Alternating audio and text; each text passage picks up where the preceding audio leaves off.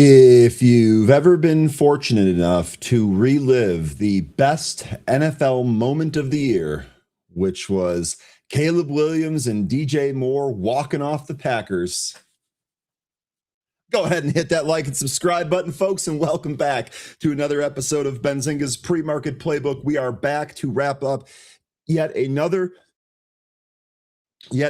busy week here. It is Friday, February 6th. We've got one more market session to go here. Got a couple of movers. We had a lot of earnings last night. Amazon, yikes. Oh, man, Amazon got smoked.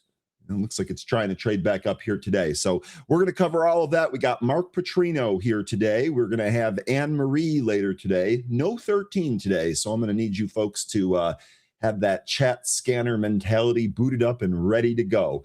Benzinga's Pre-Market Playbook, the Friday, February 6th edition for 2026 begins right now.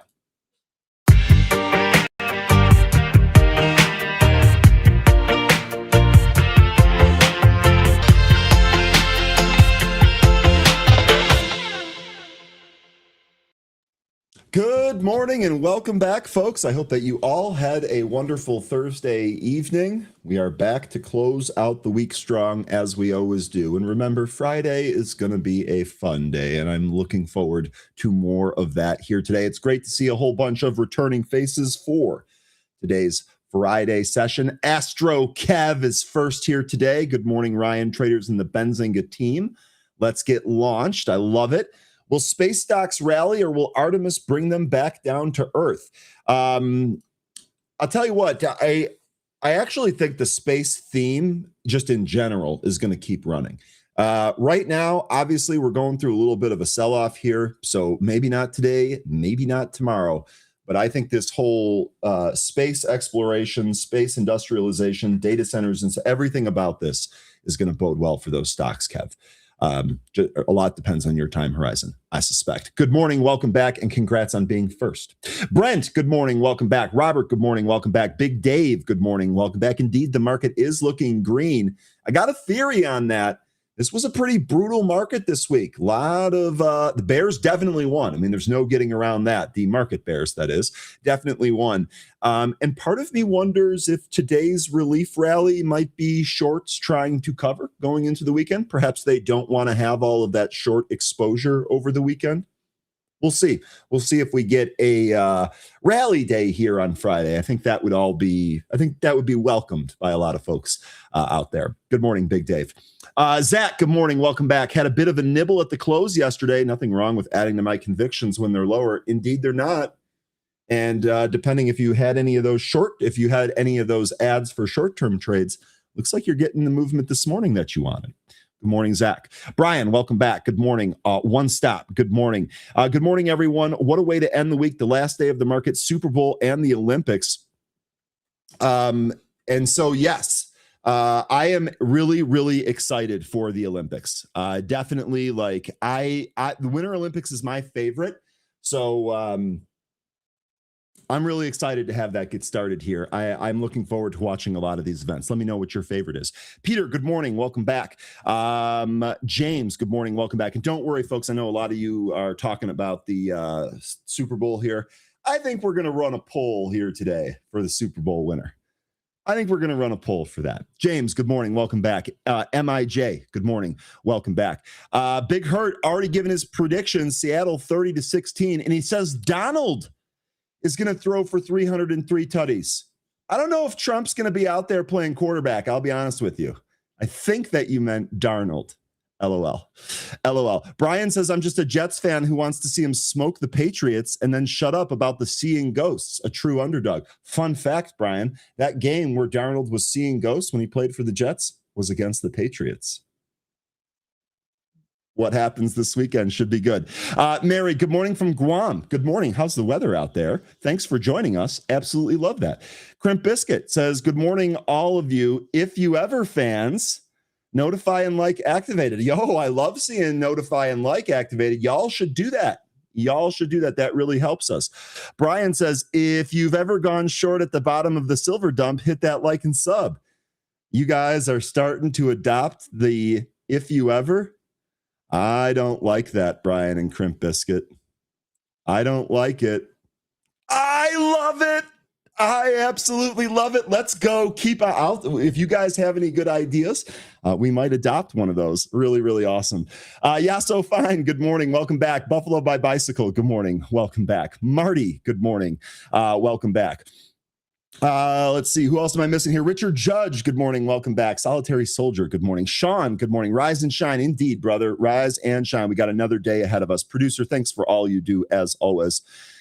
Sean goes on to say, nice around 8% correction on the NQ. Sean, my follow-up question to that, indeed, we've seen a pullback here.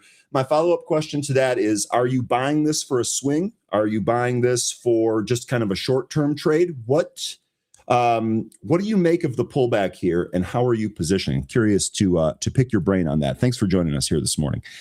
Sam, good morning. Welcome back.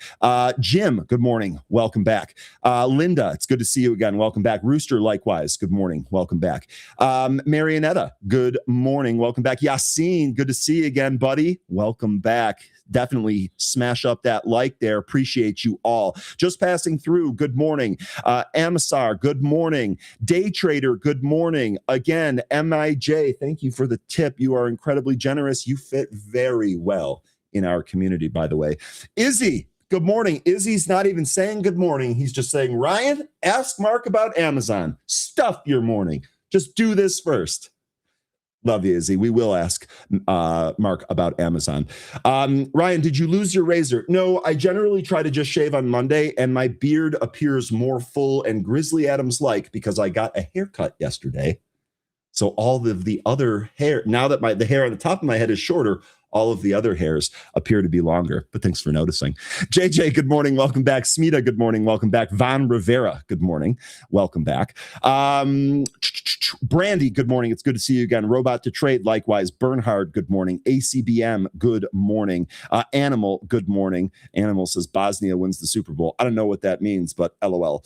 Who else am I missing here? Brian, good morning. Good to see you again. Let's see, who else am I missing here? Juan Carlos, good morning. Welcome.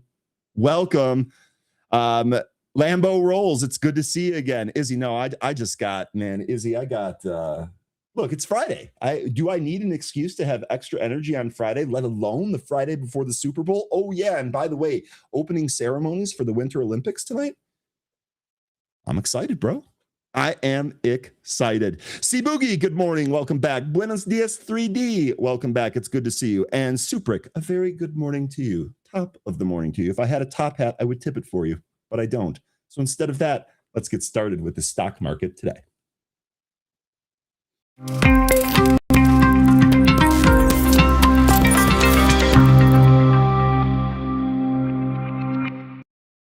All right, we're staring at a rally here Friday morning ahead of the open. S&P futures up 0.43%, and the Dow futures also up 0.43%. NASDAQ leading the way higher, plus 0.52%. Let's take a look at some cues from last session here. Consumer discretionary, materials, and information technology stocks recorded the biggest losses on Thursday, while consumer staples and utilities bucked the trend to close higher. Meanwhile, President Trump announced the launch of his new website aimed at bringing down drug prices. We'll talk about that a little bit more here in a bit. The website will offer consumers access to more affordable prescription medications. The January jobs report, which was scheduled to be released today, will be delayed to next week on Wednesday following the partial government shutdown at the beginning of the week. The 10-year Treasury bond yielded 4.2%, and the 2-year bond was at 3.48%.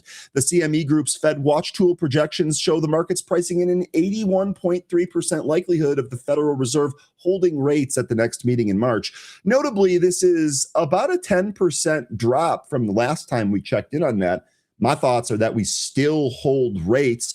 This might jostle around a little bit, but at 81% here, I think it's still pretty clear that there's not going to be a change at the next meeting.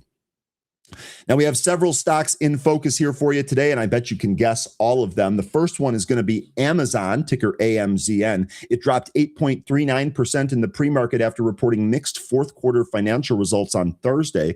Really quick, those results, Q4 EPS of 195 missed the 197 estimate. Sales of $213.38 billion beat the estimate of $211.30 billion. So beat on sales, missed by 1 penny on the EPS. Amazon sees Q1 sales of 173.5 to 178.5 billion. That was versus the 175.52 billion. Amazon also announced a ton of CapEx spending. The next stock on our list here is going to be Reddit. That's ticker RDDT, and that jumped 11.22% after announcing better than expected fourth quarter financial results and issuing a strong sales forecast for the first quarter. Those numbers for Reddit, EPS of 124 beat the 95-cent estimate. Nice beat there. Sales of 725.6 million beat the estimate of 665.4 million. Another nice beat there. And Reddit sees Q1 sales of 595 to 605 million. That was versus the estimate of 577. So beat on the top, beat on the bottom, and a guide raise. Reddit higher here this morning. The next stock on our list, and I can't wait to get the group's opinion on this one here today. Next stock on our list here today is going to be Strategy, and that's ticker MSTR. We affectionately call this stock Mister sometimes, which we picked up from Red Dog. That jumped 6.98% following a sharp decline on Thursday after it reported fourth quarter revenue and EPS results that beat the analyst estimates. Now, MicroStrategy saw a Q4 adjusted EPS of 1637, which beat the estimate of 1096. Big beat there. Sales of 122.989 million beat the estimate of 118.478 million.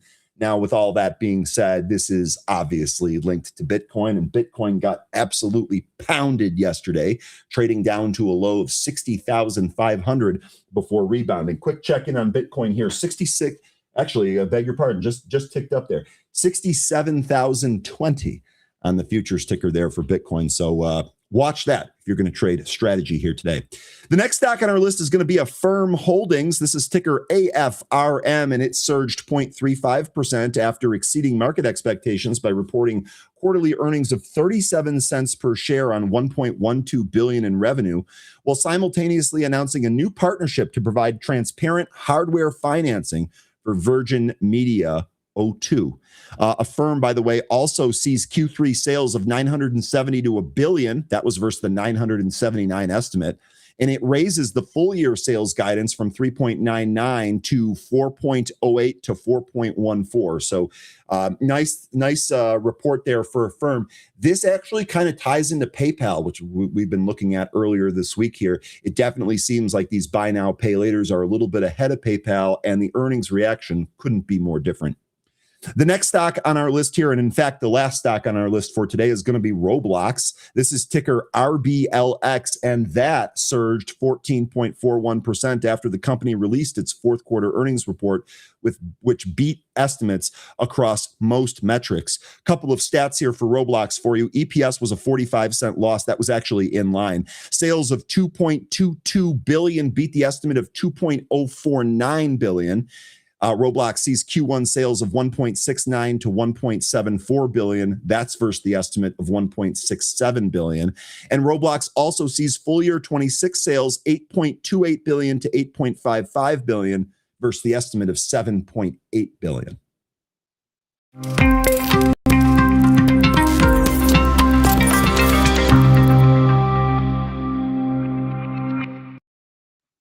Okay. Okie dokie, let's take a look at the SPY chart and let's see where we are. First of all, I love it. They corrected that nasty candle that was really kind of throwing off our stuff. Thank you, TradingView, for that. And here we go. Here we go again. The key levels here for today are the exact levels that we've been talking about. And I'm thrilled to see, at least so far, the reaction appears to be a bounce off the 100-day. One of the things that I've been saying is that when we trade down, we've just not had the strength to really bust above the all-time highs that are making up this trend line. However, when we sell back down, we've caught ourselves here at some of these moving averages. These have actually made for great targets to watch, and in this case, great entry. We blew through the 50. We came down, we stopped there. The following day, we blew through it. And now it appears as if we're getting support from the 100-day. That value is 681.30. Here we are in the pre-market at 681.30. Excuse me, that's the VWAP. My bad. The 100-day moving average is down here at 677.79. We are currently at 681. So we've bounced off of that. Next on the upside here would be a recapture, or at minimum a test of that 50-day. That's at 686.5 thereabouts. So we'll see if we can get back above that. And if we really pop off here today, maybe we can even recapture 690. That would allow us to close over the 20-day moving average and would actually be quite constructive on this chart for the session there on Monday. All right, let's take a look at some insights from analysts here. Scott Wren, Senior Global Market Strategist at the Wells Fargo Investment Institute, maintains a resilient outlook for the U.S. economy in 2026. This has been a common theme from not only Scott Wren here at Wells Fargo, but other analysts that we've looked at. Nobody's really budged off of this. He frequently employs a nautical analogy, describing the domestic economy as a gigantic aircraft carrier that is difficult to knock off course. You could also say that it takes a long time to turn such huge vessels. Wren expects the American economy to maintain a steady growth course characterized by moderating inflation. Key drivers for the continued progress include AI infrastructure, massive capital expenditures on data centers and the power grid. It also includes financial incentives, over $190 billion in consumer tax credits coming from the One Big Beautiful Bill. And for corporate performance, looking for anticipation of a fourth consecutive year of record S&P 500 earnings. Now, remember, we've been talking about how important these earnings are going to be. They have definitely been impressive and strong, and we'll see if they can continue that streak. While acknowledging that the year has begun with a swirl of headlines, that is an understatement, Wren believes the economy will weather, any potential volatility. He views market pullbacks not as a reason for retreat, but as opportunities to increase exposure to favored sectors like financials, industrials, and utilities. Sure sounds like he is advocating for buy the dip. Am I right, Zach? Am I right, Zach? Here's what investors will be keeping an eye on today. January's U.S. employment report, unemployment rate, and hourly wage data, which was supposed to be released today, will be delayed till Wednesday, February 11th, following the partial government shutdown. February's preliminary customer sentiment data will be released at 10, and consumer credit data will be out by 3. Also, Fed Vice Chair Philip Jefferson will speak at noon Eastern today. All right, let's talk about Amazon. I think what we might want to do is start with the chart here. Let's go ahead and do that. Here's Amazon. So yesterday, we basically stopped right at the 200-day. Yesterday was not a good day for Amazon, pulled back about 4.5%, but we did stop at that 200. Now, today, after the earnings report, we have taken another leg down. But if you look at the chart here, we basically went right down to the 500-day. Now, we are beneath it. The value for the 500-day is 205.26. We're currently at 204.15. But really, the two key levels here are extremely easy for me here today. I'm definitely going to be looking at that round 200 number, just for the sake of the round number, but also notice that back here in May of last year, we actually bounced off of this area. We gapped up. I believe this was on earnings. Someone's going to have to check me on that. But we gapped up here, and then we came back in, tested 200, and then went on this run. Now that we've given this back up and we're right around that 200, we're also right around the 500-day. This, to me, if it can hold here, Amazon might actually be able to bounce from here. Let's take a look at what some analysts are saying here about Amazon. Needham reiterates their buy, maintains the price target of $265 as a $60 away from where it's at now. Morgan Stanley maintaining overweight, lowered the price target to $300. That's a 95 points away.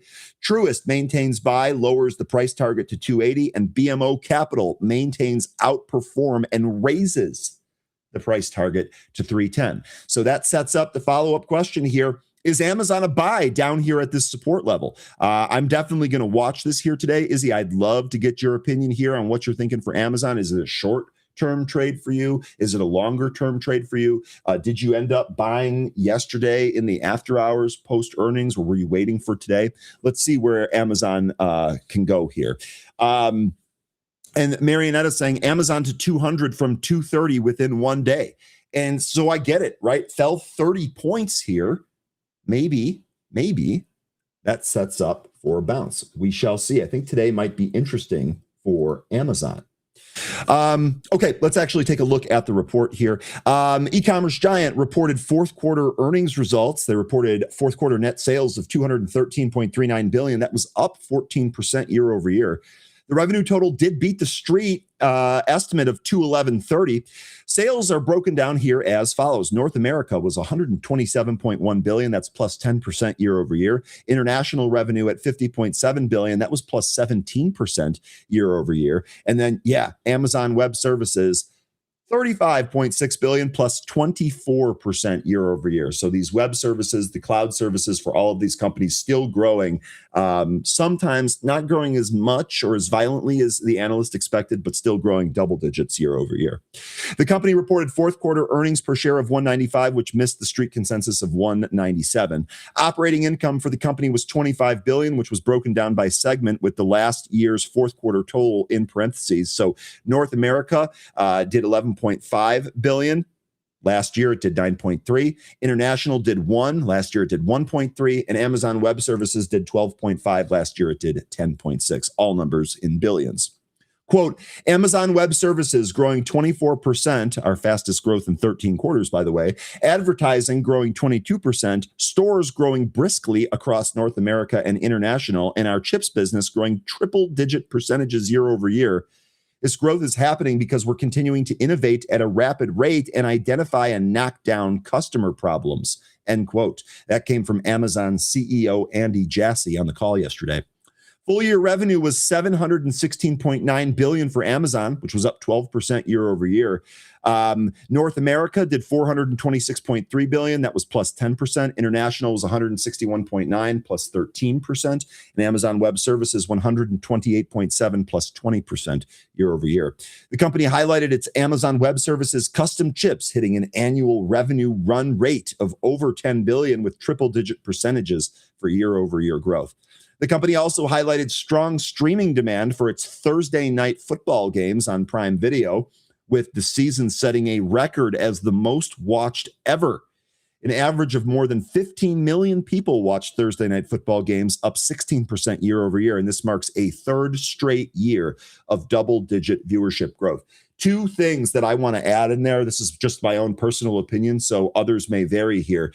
I, of course, watch all of those football games. I will say that the crew that does the football games and Kirk Herbstreit and Al Michaels announcing the football games, they're absolutely fantastic.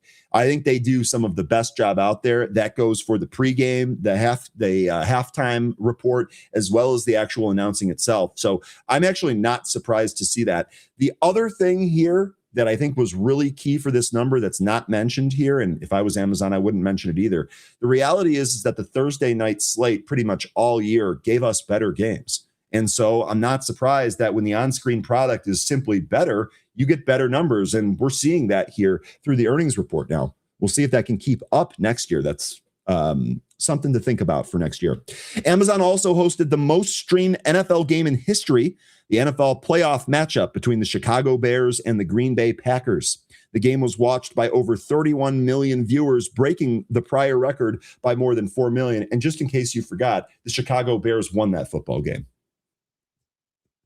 Amazon is guiding for first quarter net sales in a range of $173.5 billion to $178.5 billion. That's up 11% to 15% year over year. The analyst estimate of $175.52 billion came from Benzinga Pro. Quote, with such strong demand for our existing offerings and seminal opportunities like AI, chips, and robotics and low Earth orbit satellites, you were asking me earlier about space, Astro Kev? Even Amazon is talking about space. We anticipate strong long-term return on our invested capital. Now, there were some other reactions to Amazon here, okay? And on Thursday, after the shares slid, we already talked about that recording here. Stock sell-off came after CEO Andy Jassy highlighted Amazon's massive investment ambitions, saying that the company expects to spend about $200 billion in CapEx in 2026. It's almost like these companies that are reporting later are like, oh, I see how much you're going to spend. You think you're a big, tough guy? I'm going to spend a little bit more. I'm going to spend a little bit more. First, we had Meta, and we were like, wow, that's a ton. And then Google reported, and they're like, we're going to spend even more. And now Amazon's like, hold my beer, please. We're going to spend $200 billion. That might be what's driving the stock down here. The investments will target artificial intelligence infrastructure, custom chips, robotics, and satellite networks. All futuristic stuff there. Amazon closed down 4.42% at 222.69 on Thursday, and then fell another 11.2%. Looking here in the pre-market, Amazon is indeed up off of the overnight or afternoon or evening lows from yesterday. The low it put in yesterday was 196.62, and we're currently trading at 204.65 here in the pre-market. Deepwater Asset Management's Gene Munster argued that the market reaction misses the bigger picture. That's one of the reasons why I read you the firm's price targets here today. None of them budged. They all maintained their buy or overweight, and in some cases, you even had a price target raise. Even in the instances where the price target was lowered, it's still higher than where Amazon's current price is. He said that Amazon projected a 54% CapEx growth in 2026 and brings it closer to peers like Alphabet and Meta. My takeaway, the market is largely missing the point. For anyone that wants to go through Gene's tweets or the series of tweets or any of the reactions to the tweets, here is the article, contains all of them within. More CapEx is a good thing for both the companies that are spending more and the broader AI trade. The market disagrees with me. Amazon CapEx growth in 2026 projected to be 54%. The whisper was it's going to be 40%, up from 18%. Just gives you an idea of how eye-popping some of those numbers can be. Now, CNBC's Jim Cramer acknowledged near-term pressure on the stock, but defended the rationale behind the spending. quote, I'm not going to say Amazon's overdone on the downside because I figure tomorrow's pretty ugly, end quote. There it is, Izzy. There's your trigger. Kramer thinks it's going to be ugly today in Amazon. Do we bounce 10, 15 points here today? Y'all have to let me know. We'll see how that all shakes out. Is Amazon playing catch up in AI? Well, speaking with Yahoo Finance, Futurum Group CEO Daniel Newman said Amazon was initially slower than rivals in AI, but is now gaining momentum as Amazon Web Services customers adopt these new AI tools. He added that Amazon may be one of the largest beneficiaries of AI, not just through the cloud services, but also across advertising, logistics, robotics, and commerce. Amazon Web Services generated $35.6 billion in fourth quarter revenue, which was up 24% year over year, while operating income from the cloud unit rose to $12.5 billion from $10.6 billion a year earlier. For the full year, Amazon Web Services revenue increased 20%.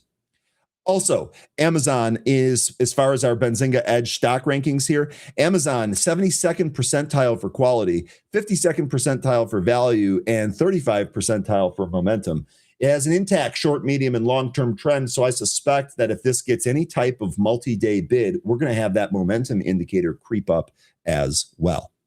One more thing before we get to Mark here today. Trump says people will, quote, save a lot of money and be healthy, end quote, with the launch of the Trump RX website, but will it actually fill prescriptions?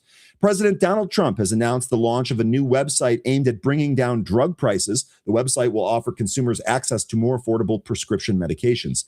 The new website, TrumpRx.gov, was announced by the president in an event in the White House, along with Dr. Mehmet Oz, administrator of the Center of Medicare and Medicaid Services, and Joe Gebbia, Airbnb co-founder.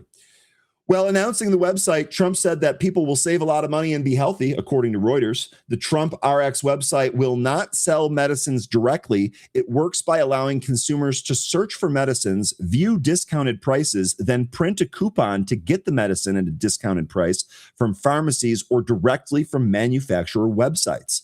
That was the part that kind of surprised me. You can get it directly from manufacturers' websites and have it shipped to your house. That actually sounds great.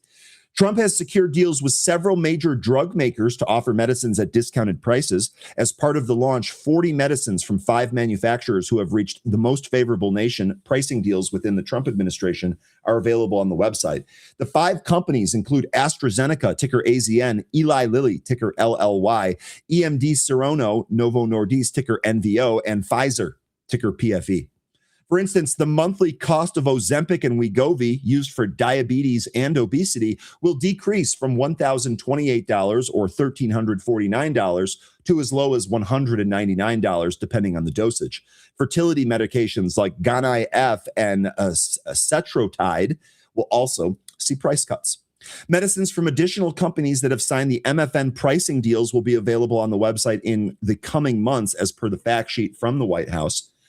Additionally, the Department of Labor has proposed regulations demanding transparency from pharma benefit managers, or PBMs, to disclose their compensation to self-insured group health plans, which cover about 90 million Americans.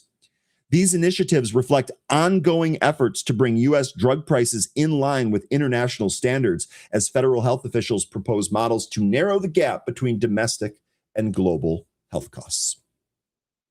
Okay, let's go back to the chart here. It's Friday. I know you guys have a lot of questions on different charts and all of that.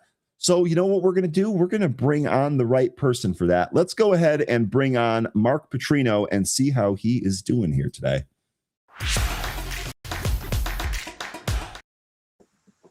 All right, Mark, good morning. How you doing? Look, I'm going to start with, I want to know what your stock of the day is and all of that, like I always do, of course. But I got to start here. Well, hold on. First, I better stretch out a little bit. Let's go, Mark.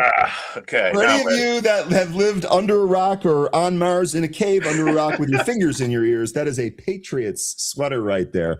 Mark, how you feeling about this game coming up? I mean, from the game, I think the Pats have a good chance because I just think Vrabel's a really good coach and he knows how to adapt. But one of the things that is confusing me, and I guess I'm really out of touch with times, but when I was young, like rappers were hardcore and they were from the streets, like NWA or LL Cool J or whatever. Now we have rappers named Bunny right? Bunnies aren't very scary. Bunnies are baby rabbits. So I don't get it, right? But I will not be watching the halftime show, so we will not Yeah. be. I will not know what to talk Neither about will next I, week. Mark. And let me ask you. I know the Super Bowl is obviously the big thing, but the commercials are another big thing. Do you ever pay attention to the commercials or think about that as it might apply to trading or the companies or anything like that? Not really. That's usually when I Okay. get a drink or I go see a man about a horse. Um, I'm not a big fan of the commercials. I just want to watch the game. I think that, frankly, they've destroyed the Super Bowl. You know, Well, I'll tell you what, Mark. of course, if the Patriots win, I might have a different I was opinion. just going to say, hopefully your opinion changes depending on the result of the game. But okay, producer, I think we should pull up a poll here. Who's going to win the big game, right?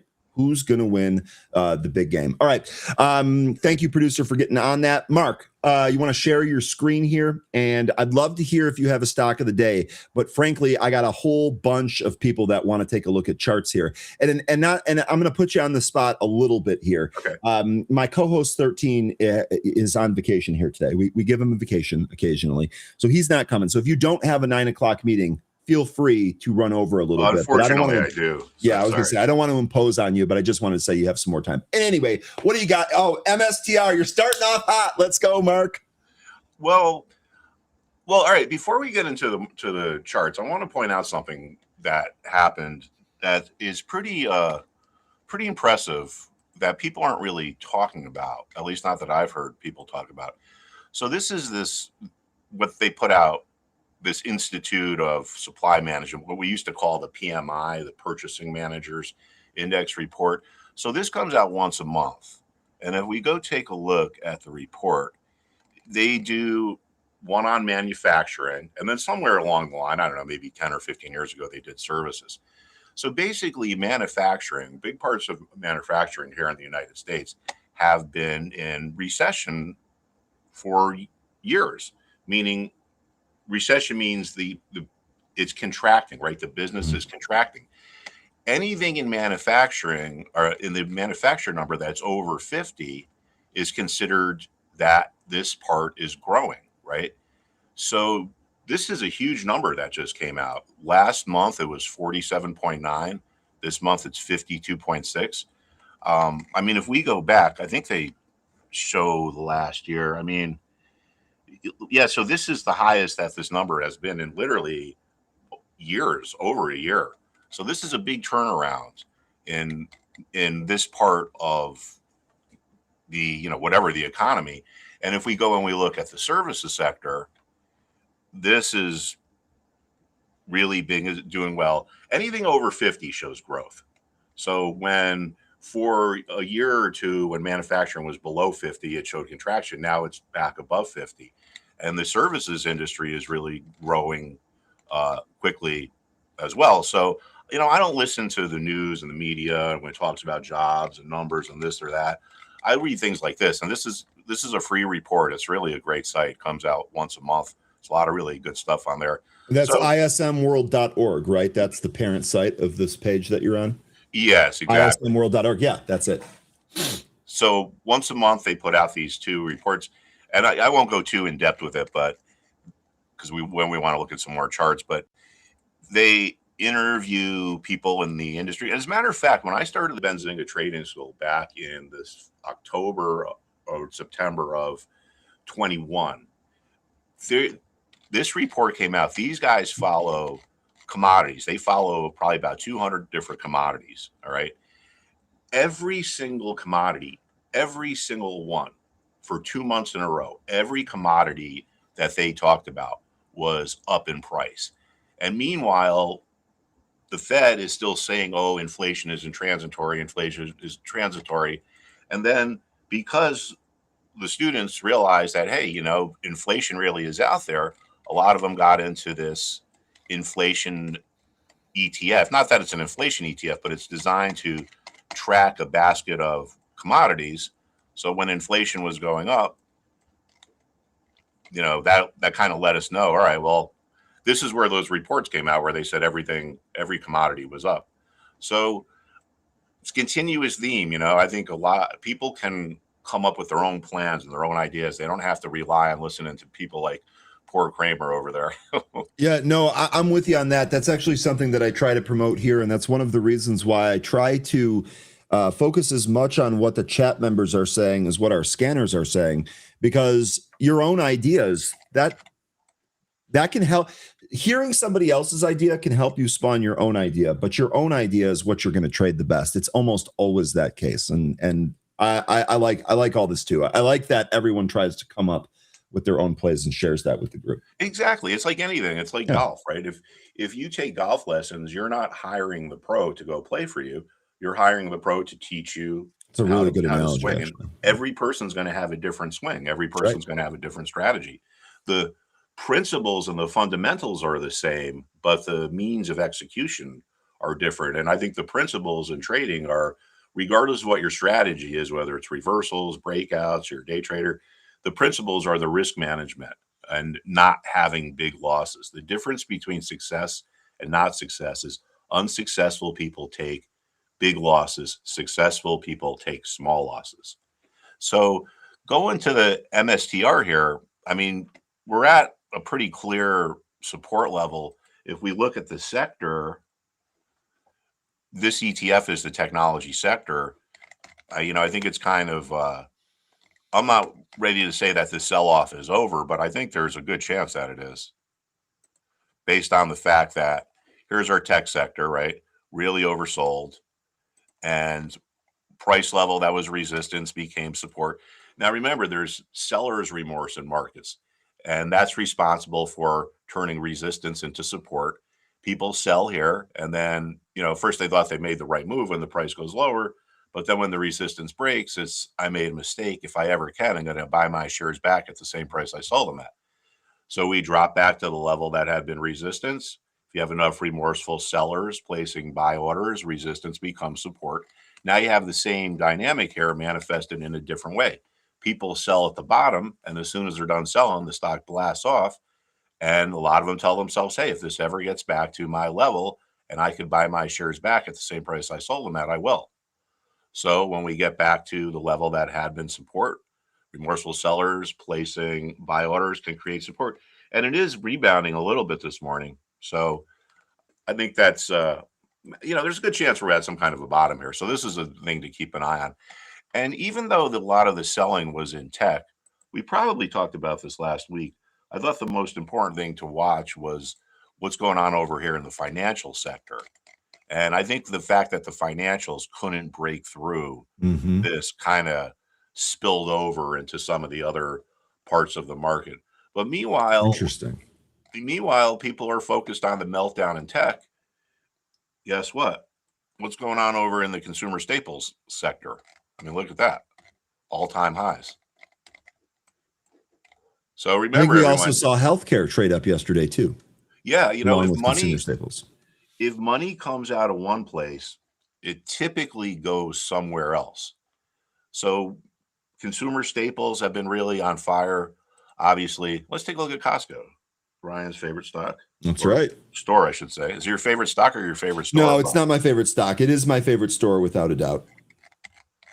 Yeah, look at that. This is starting to get into spitting distance of all-time highs, and you might even have a little bit of a potential breakout going on here, right? So resistance is a price where there's a lot of here's what we just saw. See how resistance became support, but resistance is a price level where there's a lot of sellers, for whatever reason, a lot of people want to sell Costco around 990. Now, if we can get above that, we call that a breakout. A lot of times when you get to a level that was resistance, you sell off. Remember, resistance is this large group of sellers, and sometimes some of these sellers get impatient and anxious. They know the buyers are going to go to whoever is willing to sell at the lowest price, so they might start undercutting each other. Anxious sellers undercut each other. But then sometimes when you get to resistance, you get above it, and we call that a breakout. And the reason why that is bullish is because if we're trading above a level where there had been a lot of sellers, you can infer that those sellers are gone. They've either finished or canceled their orders. So we could have a little breakout situation going on here. I got a really quick question here. First of all, I would love to have a breakout here in Costco. I personally think that you're getting some of that selling because it's that round 1,000 number. That Oh, yeah, that would just be my own 2 cents on that. Going back to that XLK chart where you were saying how it looked like based on the XLK chart that maybe the sell-off here in tech, which has been very, very fast, you think maybe it might be done. Let me ask you, when you see something like this, are you looking to maybe trade the actual chart and ticker, in this case XLK, or would you start looking for individual names within this sector based on what the chart is doing here? What's your strategy there? I would look for names within the sector. Okay. Because we have to remember, if we look at a sector, right, what we're really doing is just looking at the aggregate or the average of everything that's in the sector. So just by mathematical definition, there are going to be some stocks that move by more and some stocks that move by less. So let's just say we go and we look at the tech sector. I mean, the tech sector is dominated by obviously the three big guys, NVIDIA, Apple, Microsoft. But just mathematically speaking, just from the way the average is calculated, there are going to be things here that move more and there are going to be things that move less. A couple things you can look at if you're thinking about coming off a bottom, potentially like we might be here. What's the most oversold? You know, the things that are more oversold than others will tend to bounce back faster. Or you may want to look at a company's beta, the stock's beta. A beta is how much a stock moves in relation to how much the S&P 500 moves. That's the usual definition. It can be compared to other indices too. But basically, if a stock has a beta of 2, if the S&P is up by 1%, that stock will be up by 2%. So it's a good question. But some people just like to keep it simple and just trade the ETFs. And some people like to keep it simple. And I've done this plenty of times, as you go and you look for the leveraged ETFs. Like, for example, if you think tech is going to bounce, then like say the TQQQs, right? If it turns out you're right or we're right and tech does bounce, this is going to bounce by about 3 times as much. So it's kind of a, you want to have the best bang or the best bang for your buck or the most efficient use of your capital. But there's 13,000 stocks out there and, no one has enough time to go through 13,000 stocks. So sometimes we just think about the ETFs. That's especially the case, I think, in the financial sector, because there's a lot of moving parts in the financial sector. And there's, I think, 76 or 77 stocks. So look at this. Yesterday, this was down 1.24%. We can go take a look at this inverse ETF that was up 3.74%. So basically yesterday, I mean, we know that hindsight is 2020, but if you thought to yourself, gee, financials aren't going to get through this resistance, I think they're going to reverse. So I'm just going to sell my financials and go to the sidelines and wait it out. Well, maybe that works for some people, but as a trader, my instinct is things go down faster than they go up usually. So if something's going to go down, there should be a profit opportunity there. And instead of going through all 76 stocks in the financial sector, I could just come over and look at, the FAS. And, there's the trade right there, right? So also, when it comes to ETFs too, I think it makes sense for gold and I think it makes sense for biotech. Unless you are someone who really knows these things really well, like biotech, it's not uncommon for a biotech company to drop 50% in a day, even more if they fail some kind of trial. So if you want exposure to the biotech industry, but you don't want to take the individual company risk, there are biotech ETFs you can buy. And I think it's kind of the same thing with gold because there's all these little gold miners out there.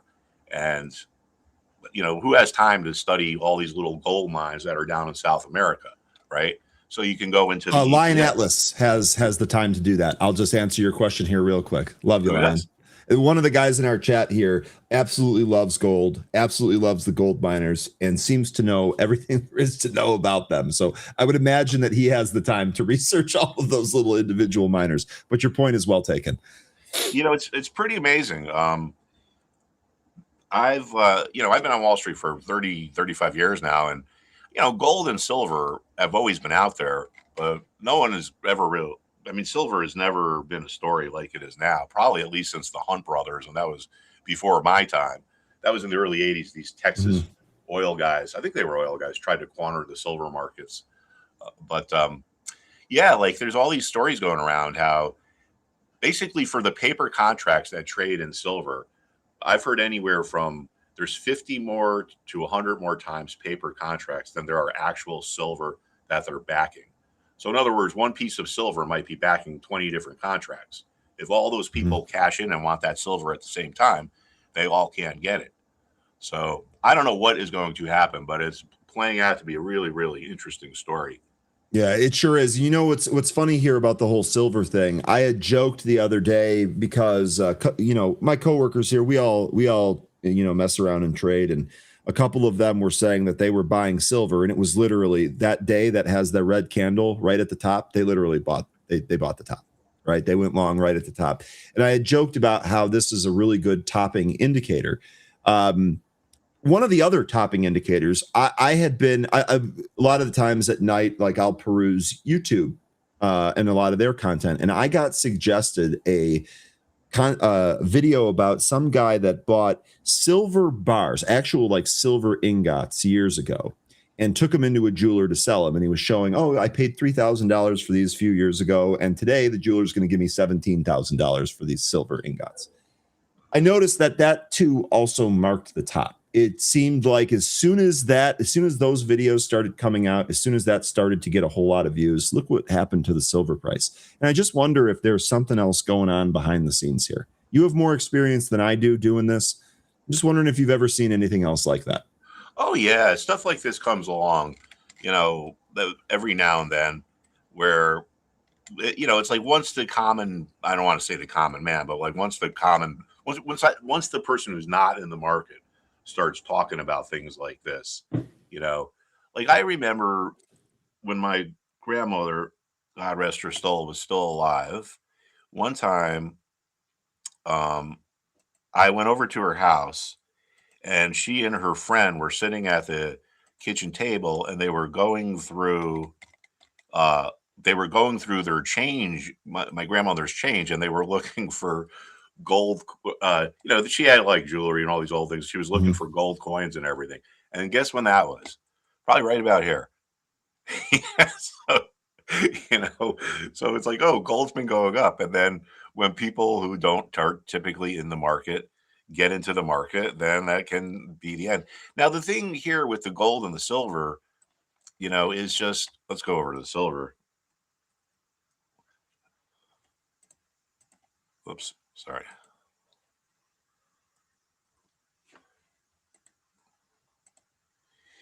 You tend to get really, really aggressive buying at two places in a trend, the very beginning and the very end. So the very beginning is the quote unquote smart money who's willing to just say, hey, this thing's about to take off. I'll pay up. I don't care. Sometimes as a trader, you can be price sensitive, right?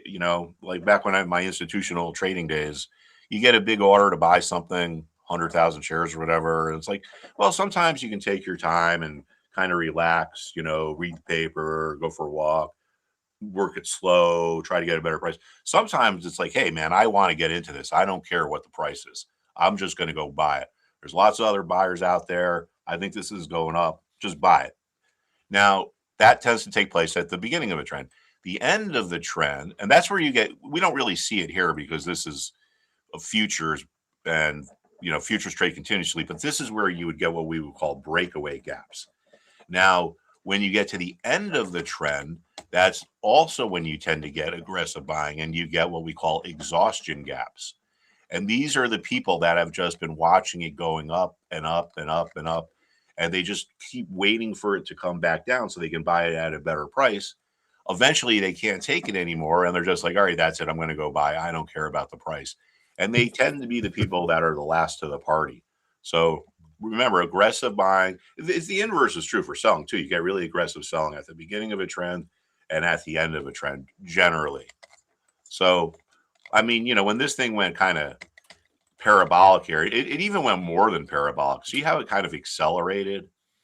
So this was kind of a, I mean, I don't want to say it was a sign because obviously hindsight's 2020, but in the future, when you get this like gappy, choppy action after you have this really sharp uptrend, Hmm. it's a pretty good sign that things are about to turn. But all that being said, look at where silver found support, right? It's the same levels as here. That's where the low is there. The low is there yesterday. Looks like we're having a pretty decent reversal this morning. Got all the way down to there. Yep. And now we're all the way back up to there. So, wow, look at that. We're like more than 10 points off the low.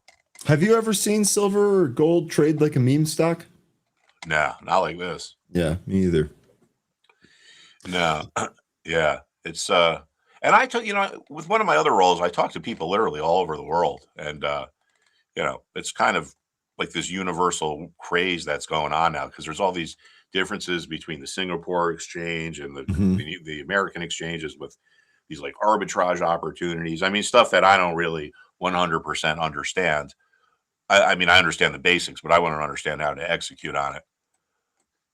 Yeah, I'm But with you anyway, on that. Okay. what else we Mark, got? look, the chat is going to riot and they're going to come after me with pitchforks, and I might not make it to next week if you do not take a look at Amazon. So let's Oh, start there. AMZN, they reported earnings yesterday. They got absolutely popped. 196 was your overnight low. That's up off the low here today, but I'm just wondering what the chart shows you here. Looking pretty good. well, actually, no, we're all the way down here. I don't know. I mean, I hope people don't come after me with pitchforks, but I don't. No, we're covering it. We're going to be safe now. I'm just saying, if we had skipped over Amazon here and not covered it Oh, today, okay. we'd be in trouble. Well, We're not responsible for Amazon's price action. psychological, just like we talked about the $1,000 level with 200 support back here. I mean, unless Amazon is, unless there's like some kind of accounting fraud or something, which I'm not saying there is, I don't see how this stock could drop 20% in 4 days. So my suspicion is it's going to find some kind of a bottom around where it is now. Okay, and that's exactly why I wanted to ask you about this. One of the other things that we saw here this morning is that some of the firms that cover this, they reiterated their buy or their outperform rating. In some cases, there was one, I think it was Telsey, actually raised their price target. Some of the other ones maybe adjusted their price target a little bit, but all of those price targets are still above where the current price is now.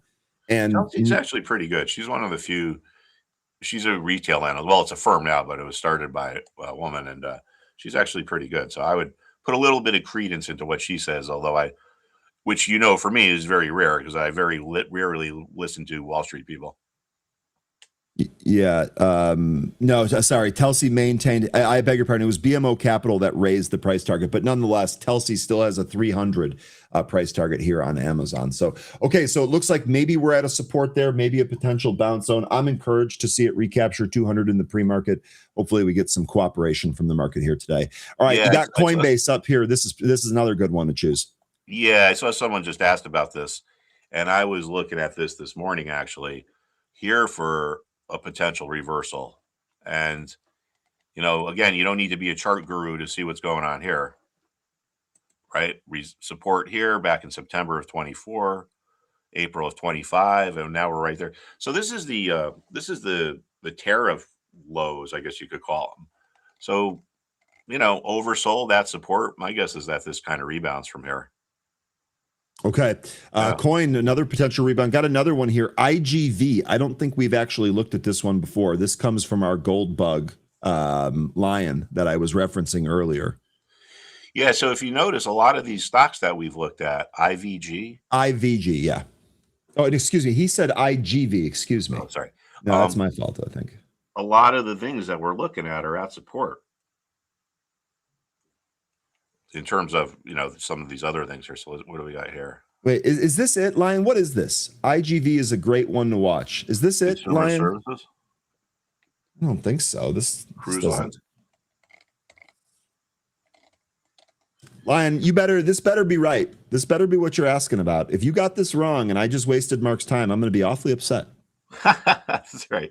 I'm going to be awfully upset. Grande Viaggi, it looks like. Yeah, now, like, if I looked at a stock like this, I mean, I don't know anything about it, but I would be reluctant to trade it just because it's so illiquid. I mean, it's only, I don't know where this thing is trading. Market's open, but it's only traded 2,500 shares today. Yeah, I don't. This is the Milan exchange. Yeah, I don't think this is it. I really don't think this is it. I think he made a mistake here. I'm sorry. I'm sorry about that. Lion, come on, man. You're better than this. Let's take a look at Hood. Let's take a look at Hood.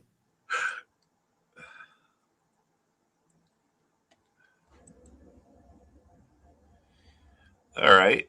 Now, what do we got here? Now, here's another stock that isn't, didn't get exactly too precise, textbook, whatever, but you can see this thing went into a steep plunge. And as we talked about, getting close to a level where there's going to be some kind of a buy interest. So yeah, so here's another stock that looks like it's coming off of a bottom here, really oversold. Here's those what we call the so like here would be your classic breakaway gap, and like these could be your exhaustion gaps. Oops, come on, like right here. So I would be looking at this for a potential reversal to the upside as well. Okay. All right. So here, really quickly, it is IGV, and it's apparently a software ETF. iShares Expanded Tech Software. IGV is around 81.5. There, the international. IGV. IGV. The chat's confirming it here. There, this iShares Expanded Tech Software ETF. This is what he's asking for here. So now looking at the chart, I see it. Sorry, Lion. Wanted to make sure I got that correct there. Yeah, I mean, not surprisingly, this is at a potential bottom as well. So if you've noticed, kind of the theme of what we've been talking about for the last half hour is all these things that look like they're at support that are oversold. Okay, so another potential bounce here on this chart as well. Okay, last one here. We'll get you out on this AVAV.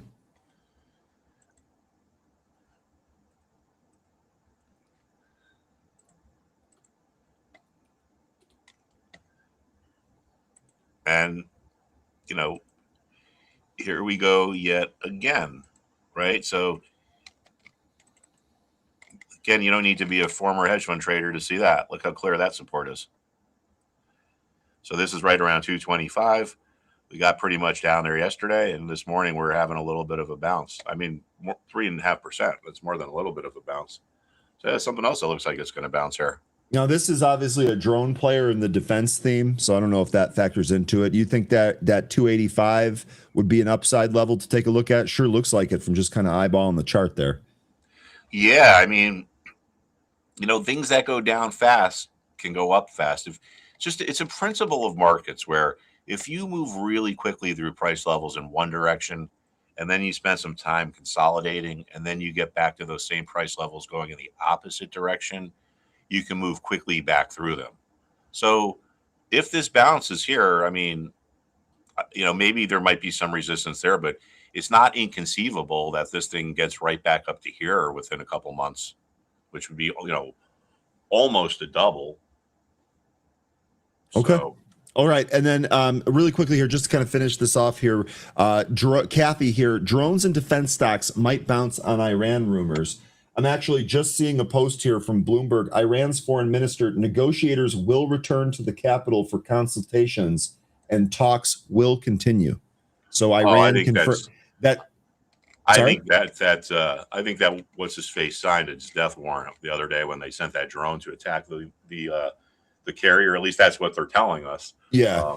It's over. I would not be wanting to hang anywhere close to that guy, man. No, me either. I'm just reporting what I'm seeing here this morning. It does look like some of those talks are going to continue, but Kathy's bringing up a really good point. You actually might see that drone theme move on depending on what happens with Iran there. So yeah, it would be pretty incredible if that regime. I don't know too much about it, but my understanding is that in Iran, most of the population is like under 30 years old. So it's like the United States in the late 60s when most of the population was teenagers or college age. That's when you get these, people. That's when you get these like social movements that can be pretty powerful. But all right. Well, anyway, I got to jump. But if for whatever reason my meeting doesn't go, I will come back. Okay, cool. You're always welcome around here, Mark. This was really great stuff. And I got to say, I can definitely tell that you're excited going into this game. I have the Patriots winning. So if they lose, feel free to blame me for picking them and jinxing them. But I'm just letting you know, I'm on your team for this one. Go Pats. All right. Well, just remember, it's not about winning or losing. Actually, yes, it is. So. Okay. Really, if they want to bust out some spy cameras or deflate some balls, hey man, that's okay with me. Yeah, the funniest part about that entire thing, especially with first of all, everyone records stuff, so that wasn't specific, even if people want to make it out to be. And the funniest thing about the deflate, when you actually look into the stats, the Patriots and Brady specifically had better passing numbers when the balls were not deflated. So the whole concept of deflating and cheating, I mean, it's such that was nonsense. A joke. I mean, it is what it is. Mark, you're the best. Thanks very much. If we don't see you, go Pats. Otherwise, we'll follow up with you again. All right. Thanks, take care, Mark. See you next week. Bye. All right, that is Mark Putrino. He said some really, really good stuff there. And I actually developed something while he was talking about the stocks that have been, really sold down. Like he's looking at XLK, and I asked him, would you trade XLK or would you instead look for stocks within that sector that might move? And he said that he would look for stocks that are in that sector. And then on top of that, we would look for stocks that are maybe more beaten down, maybe that haven't made a move yet, stocks that have really kind of been sold into. And I was thinking as he was doing that, I think I came up with something here that I want to share with you folks. Let me share my screen here again. So this is Benzinga Pro, as always, and I've created this workspace that I call the index scanner because it allows me to scan different indices and holdings. And so in the case of XLK, this is one that's actually already added, and this all of the holdings here are added. So what I've done is I've filtered the scanner for holdings of, and then I've selected XLK. This means that my scanner universe here are only XLK stocks. And I've applied no filters to this. And instead, what I've done is I actually added year-to-date change and then sorted it by this. So I have the biggest laggards at the top here. And now I can kind of run through some of these names here. Let's maybe go to a daily chart. Let's take a look at some of these charts here. Here's Unity Software. Gosh, doesn't this look like this is at a support level? Sure, there's a couple more, maybe a little bit beneath it, but it sure looks like this is a support level here. How about the next one? How about Lion's favorite stock? Lion and Yassine, they love this stock. How about AppLovin? How about AppLovin? This thing's been absolutely destroyed. Here, let me actually get this number on here. So the AppLovin here down 42.8% year to date. Look where we're at. This also kind of coming into a support level, perhaps not as clean as Unity or some of the other stocks that we just took a look at there together. How about HubSpot? This would be another one. HubSpot coming in here. HubSpot, this doesn't look as appealing. It broke the recent support and continued to trade lower. Let's take a longer term time frame. Okay, so maybe we have another support level coming in here at about 196, maybe another 20, 30 points here. How about the next stock here? This is Atlassian, ticker TEAM. Let's go back to a daily chart and see where we're at here. Boy, it sure looked like this broke support here too. So this tool here in Pro, this can be a very quick and easy way to do exactly what Mark was just talking about. And as we continue to add different sector holdings to our database here, you'll be able to very easily do this. You don't have to remember what's in what ETF or all of that. You can use the tool to do this here for you. So really good stuff. Really, really good stuff here from Mark. And we can actually kind of duplicate some of that here in Pro. Look at this. Just as I'm kind of looking at here, Reddit. Look at Reddit. This is actually on our list too. Reddit sure looked like this came into a support area, but guess what happened with Reddit? They reported earnings last night. Maybe they are bouncing here. What, 153? 152? Yep, right in this area. This 150 area actually looks like a pretty decent support, former consolidation area. So there we go. Reddit reported earnings and they're trading up here today. Okay. Yes, I will do the movers here. I do really quickly. I don't have, obviously 13 is not going to be here today. The movers list was not all that great. Hopefully something has changed since before I sat down. The top 3 movers that I looked at, or the 4, had no news there. Really quickly, before we do that though, let's go ahead and do our street tweet segment. There were a couple here. I'll cover them really quickly. Let's go ahead and knock that out. Then we'll take a look at some of the movers.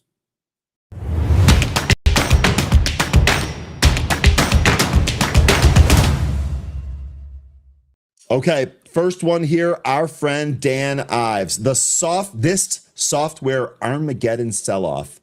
Unlike anything I've seen in 25 years, the market is treating this sector and stalwarts like Salesforce and ServiceNow like they are structurally broken business models due to AI. We strongly disagree with this narrative. My question to you, do you agree with the narrative?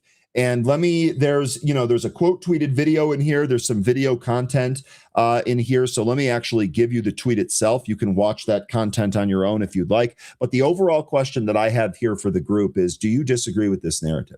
Are software names, including the stalwarts, actually set for a bounce? We just talked to Mark Putrino about some of the other stocks in the technology sector that kind of look like they're setting up for a bounce. Dan Ives here saying he disagrees with the, what did he call it, Armageddon sell-off.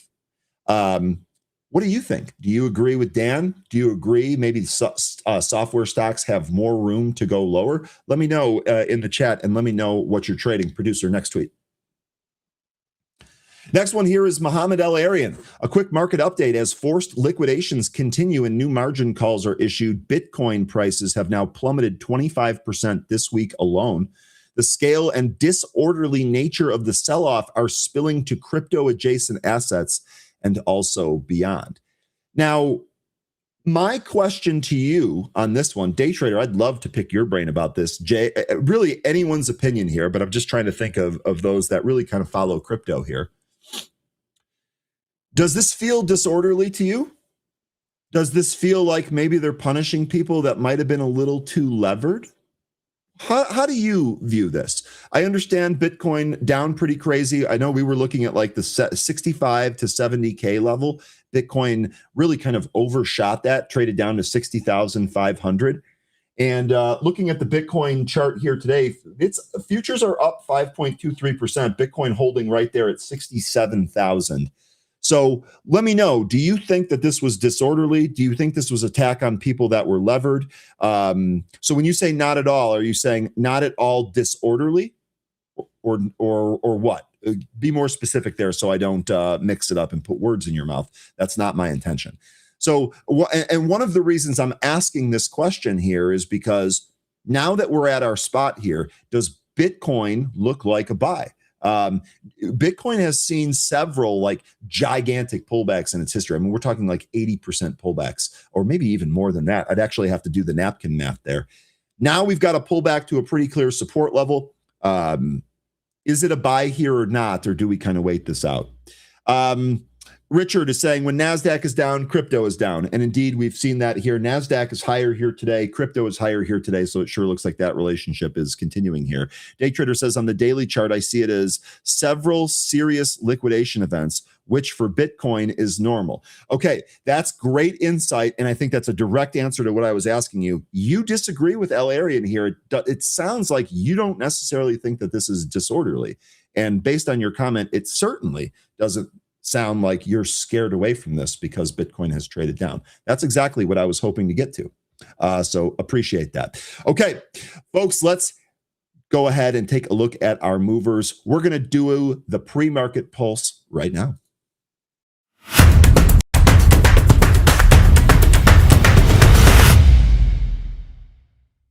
All right, let's take a look at our movers here. Of course, my chart gets reset right before I do that. Why on earth would it not do that? We've got to make Friday as hard as possible here while you're solo.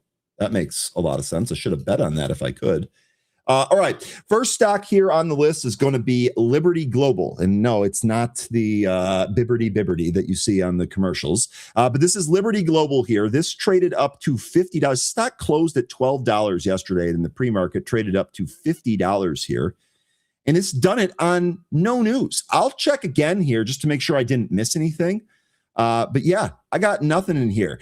The last thing that I had was on Tuesday in the morning, overnight, really. Liberty Global and Google Cloud announced a 5-year strategic AI partnership. I can understand why it would pop off that headline, but not with this type of delayed reaction. See what we have down here. Liberty Global is a holdings company with interest in European telecom companies in the UK, the Netherlands, Belgium, Ireland, and Slovakia. It owns the main cable network in each of these geographies and has pursued a strategy since 2016 to merge with partner mobile network operators. So I don't see any fresh news that's driving this stock higher. We had a humongous pop here. The stock is still up by 145%. But honestly, looking at the chart here, I don't love this. We had the impulse move. We had a corrective move. All of that's totally normal. We tried to push away from the VWAP. We see that all the time. We broke down through the VWAP. We see that a lot, but we continued to break down. We actually tried to get support at the 65 EMA. We ended up losing the 65 EMA, and it's actually beneath that now. Looking at the daily chart, this also, you can see exactly where we've been. We are above all of this range. So this is what happened. Look at this. This is what happened the last time Liberty Global popped like this. We went to just about the same area, and we had a really nasty pullback. We had some consolidation, a rollover lower before we finally started to climb. So I ask you, do we get a repeat of what we had back here in 2020? Be careful with this. Quick look around the horn on this one. On average, it trades 2,200 shares a day. Today, it's traded 1 million. Float on this is 1.25 million, so it's very clearly going to be easy to move around. Take a look at the short interest here. This is nothing. There's literally 289 shares held short. That is absolutely nothing. So no squeeze action here or anything like that. This, to me, looks like a pop that's going to come back in, especially when I look at the trading history for this company. So that's LBTYB, the Class B shares for Liberty Global. Now, the next one here, I saw several of you talking about this. This is moving recently. This was not on the list when I first sat down here. This is FLYE. This is FlyE Group, and I'm pretty sure that we traded this recently. Did we not? Yes, I think these two pops in here at the end of last year were the last time that we traded this. And there might have been another day in there that I can't place. Nonetheless, look at what this has done over the past several days. All right. This is important because we've basically been drifting down to the lows. The pop here today took us back to the top end of the range. So it was just basically right back to the area that we ended up losing there. Let's take a look and see if we had any news on this. Let's see. Yesterday, we just had the Form 8. So no, I don't. And that was in the morning. So they would have had all day to digest this news. This to me looks like just maybe a delayed reaction. Do we have no, we didn't even really have big volume yesterday. So looks like this just came in, traded right back to the area where it fell from here. Quick peek at the short interest on this name. 26% of the float shorted. Oh my, it looks like someone recently opened up a new short position on this based on that. Also, I checked in with our developers. I know I had mentioned yesterday that we should be due here for another short interest print. I checked in with them. They manually ran the job and we didn't get anything. So I am thinking, my gut tells me we probably get new short interest on Monday, which means today's short interest is the most stale in this 2-week about time frame that we normally have. Nonetheless, still elevated here, only 1 day to cover. On average, the stock trades about 500,000 shares. It's done 3.7 million here today. But we have another one of these micro floats, under 1 million shares, 790,000 shares in the float. So we'll see if this gets rolling here today, still holding higher by about 35%. Let me know if any of you guys were already trading this here today. I know that this is a pretty decent move here in the pre-market. I've got the VWAP here at 648, so we're kind of not that far away from it, but that might represent a target to get to. I would definitely want this to hold 526. Definitely would want that to hold 526. Okay, next here I have XRPT, and this is another one.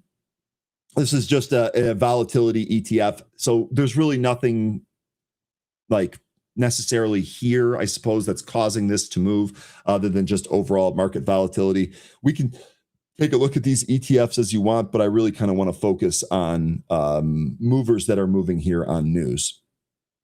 The next one I have here is RDIB. This is Reading International. And this is another Class B stock, which I think is interesting. You can see the impulse move took us to 36. This really backed off, made one attempt to move at the VWAP, but could not hold above it despite peaking above it. Again, don't have any fresh news on this one. Again, this is a common theme that I saw over some of the movers here on the list here today. So once again, no news on this bad boy. 1.44% of the float is shorted with 1.1 days to cover. That on average, this stock trades 5,000, just shy of 6,000 shares per day. We're a little bit less than 1 million here today, and the float again super micro here, 299,000 shares in the float. So it sure seems to me like what's going on here is that they're trying to drive and run all of these really small float stocks. As a reminder, you can always use Benzinga Pro to scan for those stocks if you want. But that seems to be what's going on here. I would be very careful with these. Definitely, especially if you haven't heard of any of these. This is probably an example of where you want to lower your cost basis on this, or excuse me, lower your position size on this. Excuse me. All right. Next, I have here. Let's go back to this. This is what? STKL Refresco to acquire Sun Opta for $6.50 per share in cash. So here, let me go off of this. So this one, I don't know what's going on with my there we go. It finally updated. This mover, nothing to do. This is a takeover. $6.50. Stock is currently at $6.42. If you had this, congrats. But otherwise, nothing here to trade. Next one is going to be, gosh, do we even call this an ex-girlfriend? She wasn't good to us. At least this is not as far as I can remember. Wheeler is back. This is Wheeler Real Estate IT, the Wheeler Real Estate Investment Trust. Good Lord. This also popped in the after hours, did so on no news, popped again here today. We've seen this stock do this before. Looks like, oh, great. So we have some corporate forms here. These were not available earlier. Looks like this Form 8. What did they do in here?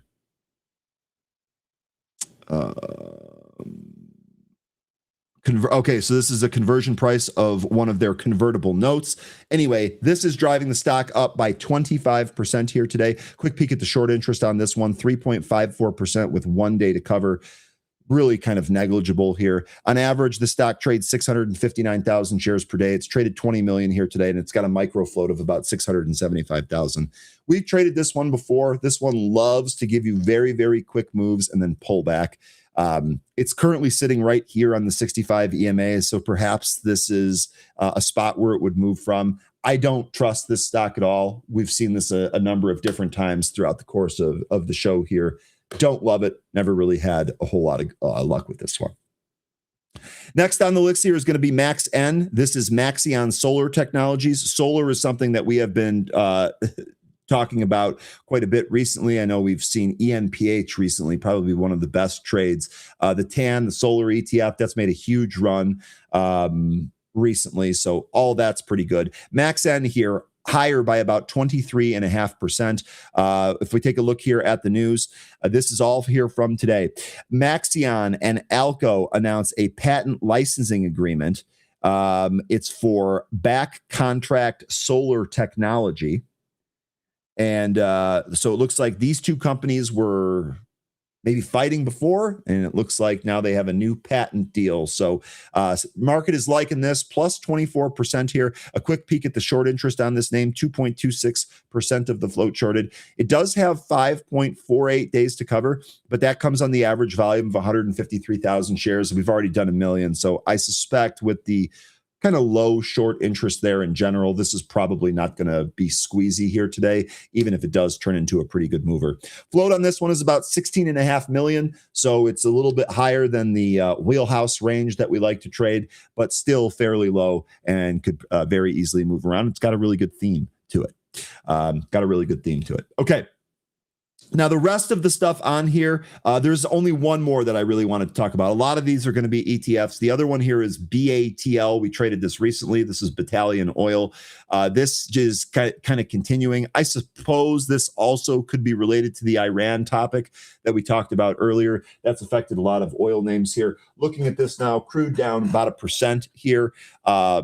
We got a note yesterday that the stack was moving on the stuff with Iran. I had just reported to you that it sounds like the talks are going to go on, so maybe oil will keep moving down on that. That's what's basically going on here with Battalion Energy. The thing to note from the chart here is that despite our attempt to get above the VWAP there, we really were not able to do a whole lot above it. We gave it right back up. We're coming back into the 65 EMA. So I think there's probably better things to trade here than BATL today. But that's basically all I got here from the movers. Honorable mention to Bloom Energy. This is a stock that you folks trade quite a bit here. Bloom Energy shares are trading higher after the company reported better than expected Q4 financial results and issued full year 26 guidance above estimates. You can see where Bloom is here today, plus 12.3% here, hanging out at about 150. This is what it looks like on the chart. I'll actually go to my bigger chart here in a sec, but just to kind of give you an idea of where this is sitting right now. Basically kind of bounced off of this previous consolidation area that also acted as resistance. Let's take a look at Bloom Energy on the bigger chart with the simple moving averages. Normally lean on 13 for that while I'm on the movers tool, but here we go. Here's what Bloom Energy is looking like. Let me see if I can actually get those moving averages back. Here's what Bloom Energy looks like. We did have 145.73 marked off as an extremely important level. This is what I was just referencing on the last page. We're breaking back above that. I also have the 20-day moving average here at 146.82. We're currently at 152.95 here in the pre-market. So a close above the 20-day moving average might signal that we have a multi-day uptrend going on. And if that's the case, perhaps that would take us past 170 here. We talked really a lot about, energy being a huge theme. I had shared a tweet with you yesterday about how China's building more nuclear reactors, and we're basically sending letters of intent and not doing that here. So I think there's going to be a catch up in some of these. I think there's going to be a catch up in the actual reactor creation. Will it affect some of the stocks? Yet to be seen, but this is what's going on here with Bloom Energy. All right. Let's see. We've got 7 minutes till we open here. I think I got through everything that I wanted to get through, so I'm just going to start taking tickers from the chat here. Zach, you had mentioned Ondas. I'm not sure if you wanted to take a look at this, but you had mentioned it. Look where we are. So we had drawn this trend line yesterday. The sell-off in Ondas has been terrible. We did peak through the 100-day moving average yesterday. It appears as if we've bounced pretty clean off of this trend line. Today here, we are right at that 100-day. I've got the value at 896. I think that's what it is. 892, excuse me, and the current price is at 897. We would definitely want to see a recapture of that. As far as my chart goes here, I would really like to see a break back above the trend line. I have that at about 10 and a half or 10 and a quarter. And guess what? That's right where the 50-day moving average is. A couple of days ago, I told you I wanted to see if it could hold the 50-day moving average. It couldn't. So it went down and tested the 100 and it overshot that and looks like it tested the trend line. Shout out to the group here for mentioning earlier that some of these drone names likely to get some play depending on what happens with Iran and all of that stuff there. Okay. And then let's see, Maxen, we already did that. Ondas, we just did that. There was another one here. Kathy wanted LIMN. The volume over the past 4 days has been crazy. Let's take a look at that here together. Here's your LIMN. And Kathy, this is the volume that you're talking about. You can see exactly what's going on here. This was a penny stock that moved from about 50 cents. We're up here in a two handle. We had talked about the stock earlier this week. Let's see. The last big piece of news here, we talked about it when they faced the bid compliance stuff, and I think maybe it was just getting run to get back above the dollar threshold here. The last piece of news that I thought was notable, the last press release anyway, that came back in October 30th here.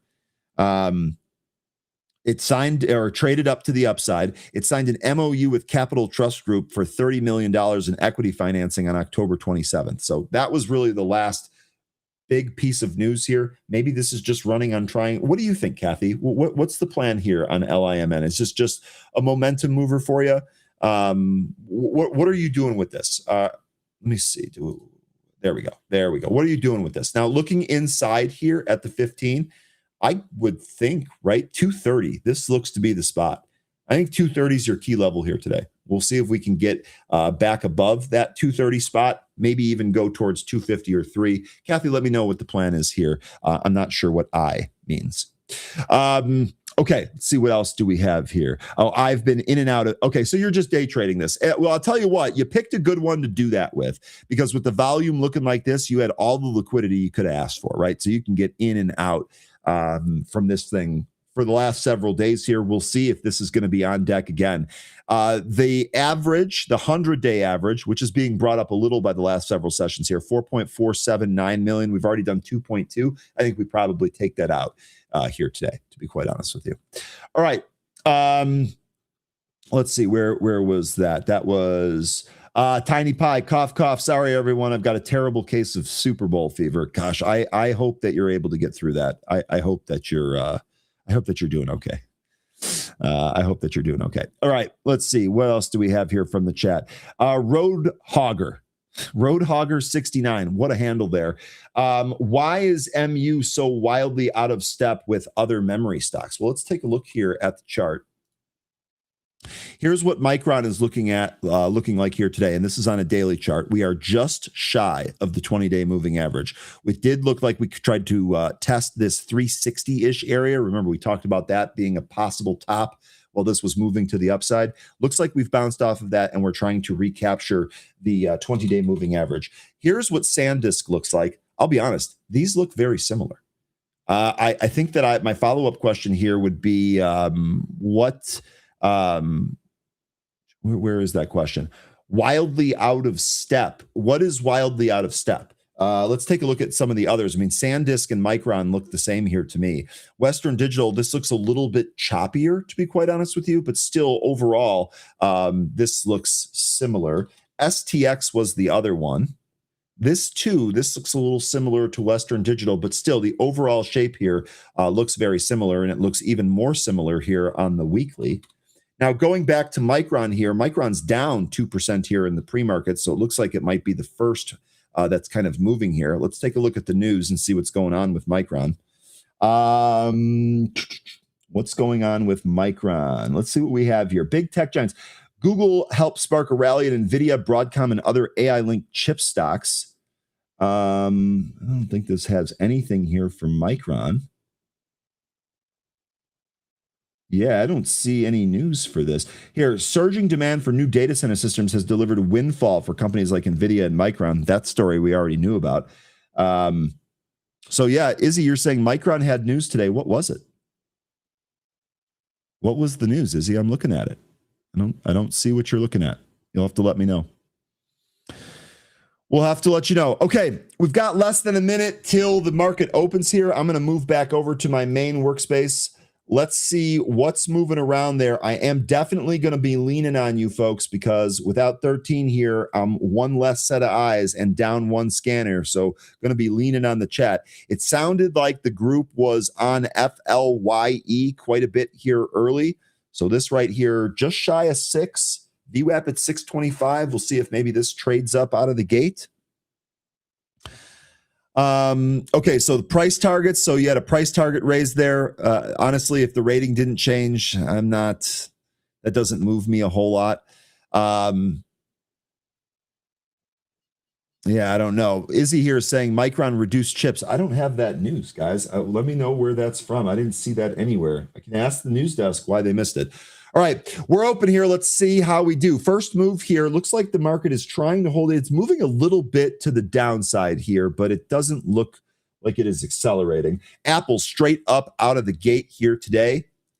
That was after Apple was a little bit weak yesterday. Here's Wheeler. Maybe this is going to push up to that VWAP there at 304. There'd be a 3 test ahead of that.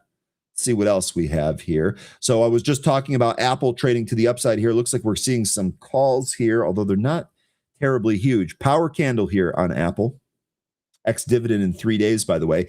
HIMS. So this is interesting, right? So here's HIMS and Hers Health. This had a nice move yesterday. News of that pill form that they're going to have the compounders do, but it gave everything back throughout the rest of the day. And today it looks like it's trying to hold in here, still down 4.2%. U.S. FDA Chief Makari warns the FDA will take swift action against companies mass marketing illegal copycat drugs. They can't verify the safety, the quality, or the effectiveness of non-approved products. That is weighing on HIMSS here today. This is trying to bounce back. So this is actually trying to firm up here and go. But as you can see, we gave up all of the gains from the news that it had yesterday and actually continued lower in the after hours. SPY is trying to turn around here. So too are the Qs. The Dow is already on its way. Let me run through some of the stocks that we are seeing here on the scanner. LUMN, this is Lumen Technologies. This is a nice move out of the gate. Silver's trading higher here out of the gate. Let's see. What else do we have? What else do we have here? Is the poll done, producer? Or is that poll still running, right? We're not totally done yet.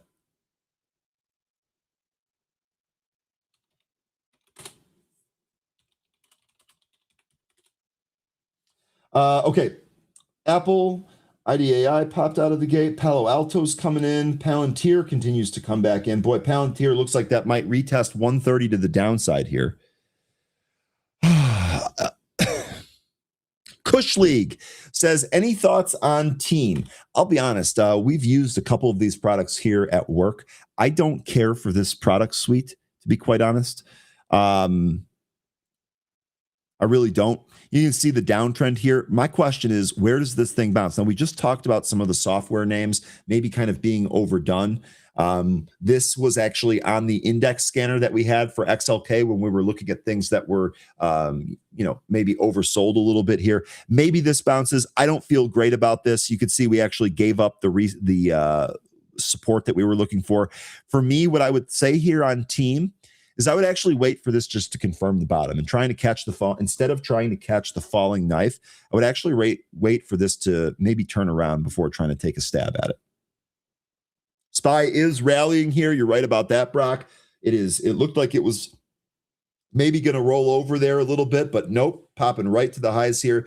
Dow, same deal, and NASDAQ, same deal. So market looks like we're getting a little bit of a run here. I wonder if we get a rip your face off rally. That would be notable. Your penny stock TIRX, that's popping here again today. You know me, I'm going to avoid this 15-cent stock. Lions IGV, the tech software sector ETF. This is actually breaking the pre-market highs, Lion. Look at that. Look at that. Jones says the poll is done. Jones, you're not the producer. But let me know, producer, for real, if we're running that. Oh, I took it down. Had to. Okay, so you took it down. So it is done. So sorry about that, Jones. It looks like the producer did take it down there. It is, in fact, done.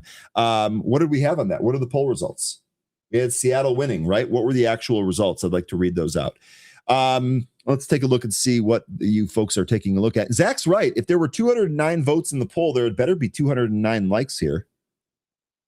And there isn't. Okay, 65% of you had Seattle winning. 35% of you had New England winning. You know what's funny about that? Those are very much in line with the prediction markets. Prediction markets have 69% of the vote there on Seattle. At least that's on Polymarket. If we want to take a look at Kalshi here, it's the exact same. 69%. Y'all folks said 65% for Seattle. You are in line with those prediction markets. Let's see how we get. Let's see how the game is. Excuse me. Okay. Buffalo by Bicycle is reminding you that Lumen is junk. He doesn't like that. SYNAJ. You look a little salty here this morning. Sounds a little salty here. Synaptics. I did not take this yesterday, Jay, but congrats. Looks like another 7% here today. You trimming into this move. You have a target for this move here. This actually looks like this might break out and go for 100, Jay. Good mention. Good mention from Jay. Getting it done here.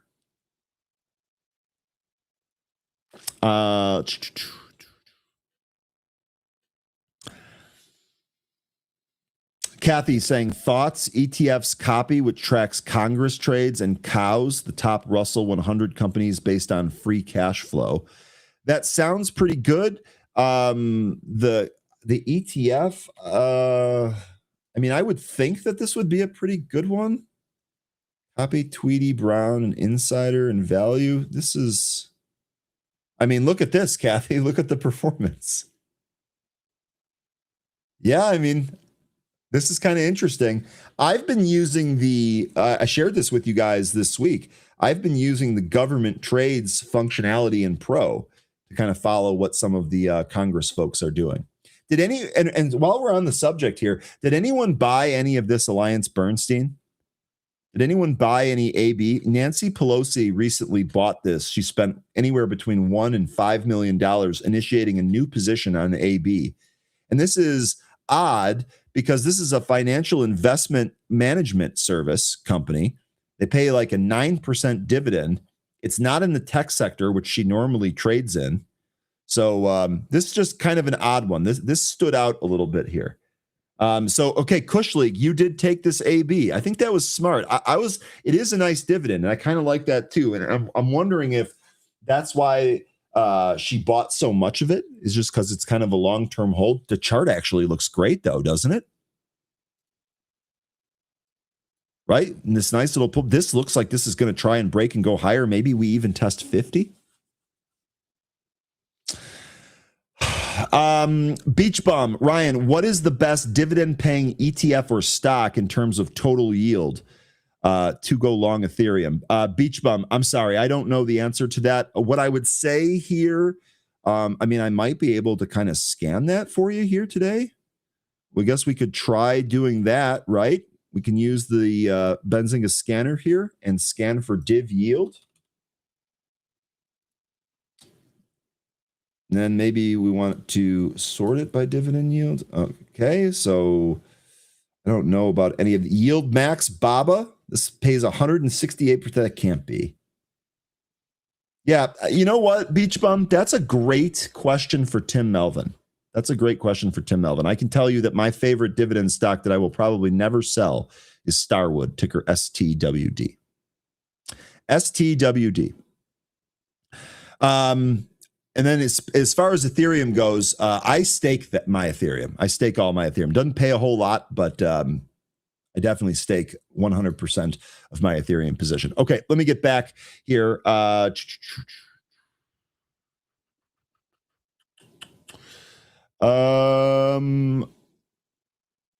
Hood trimmed that one too. Got 10 points from it. That was a nice move there, Jay. We actually looked at Hood earlier. Nice bounce off those overnight lows here on Hood. Hood reports here next week, Tuesday after the market closes.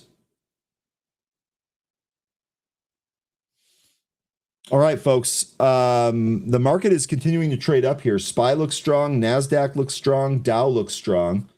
A lot of stuff kind of coming back. Bitcoin is still strong. That's up 7% here. But I don't really see. Does anyone have any setups here? Zippity, just refresh. Just refresh. You should clear out that delay.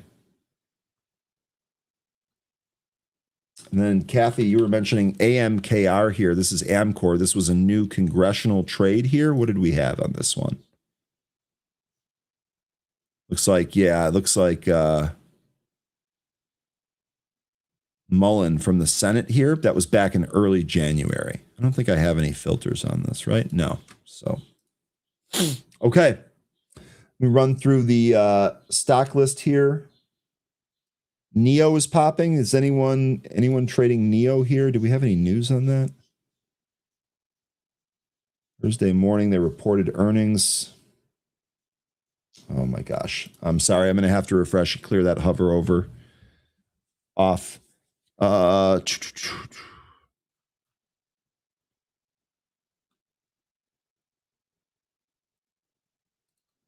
back to the main workspace here. I'm sorry about the dead air, folks. Does anyone have anything set up here for trading, big or small?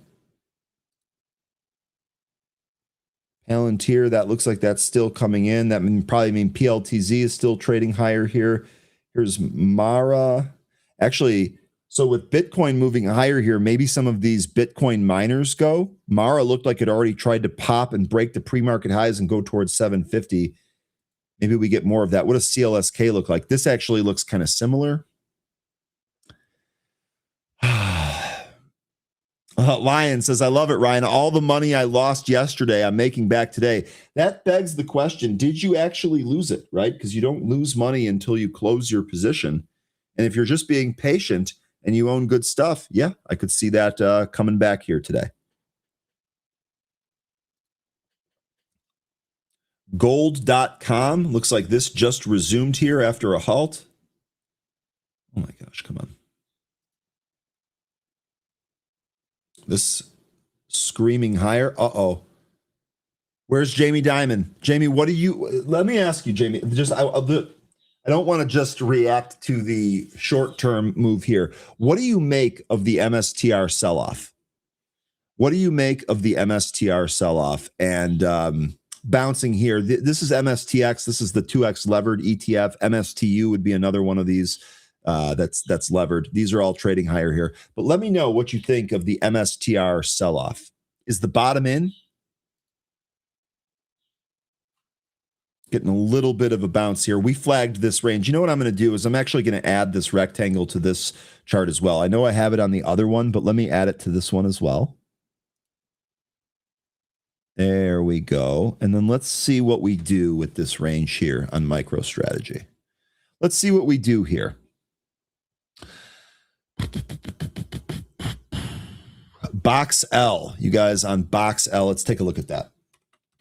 Thank you, Chat Scan. Box L. Okay, so this is actually, so really good mention here. This is a pretty nice formation. So the impulse move basically took us to the resistance area from Wednesday's session.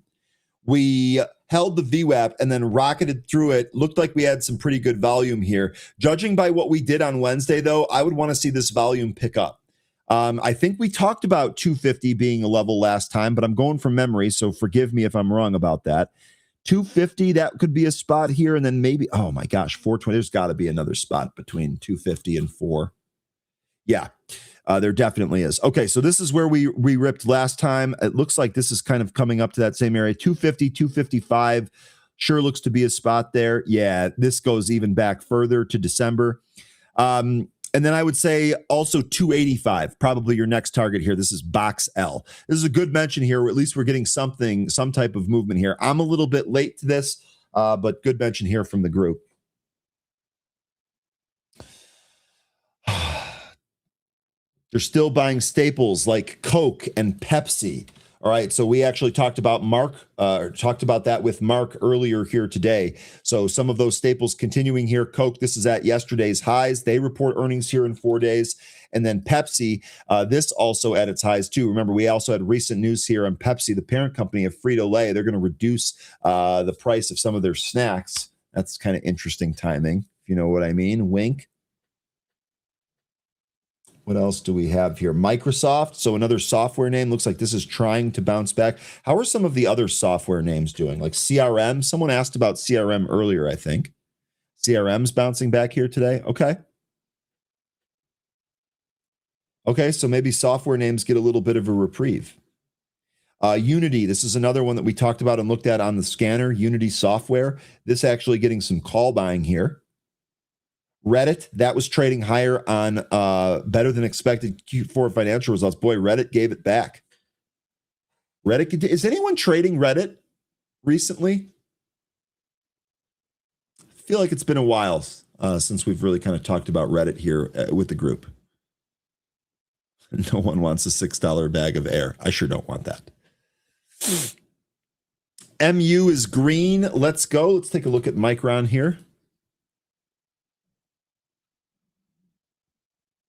So it looked like it held that low from yesterday. Oh, excuse me. Let's take a look at SanDisk too. SanDisk is actually rolling over here. I wonder if we get some more downside action on some of these memory names. Definitely one to keep an eye on here today.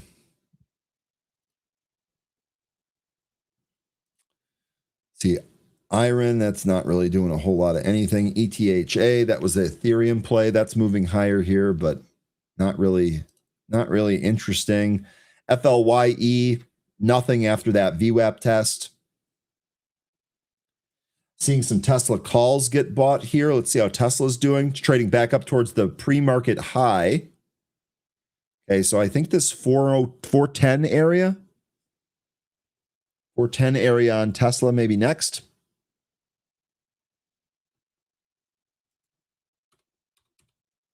Yep, there, I got you, Lion, on IGV. This hasn't really moved a whole lot, although it is moving in the right direction. And as long as that software trade continues, this should be pretty good.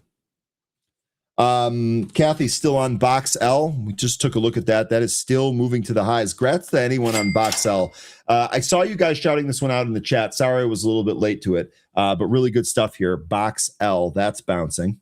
Or that's ripping to some new highs here.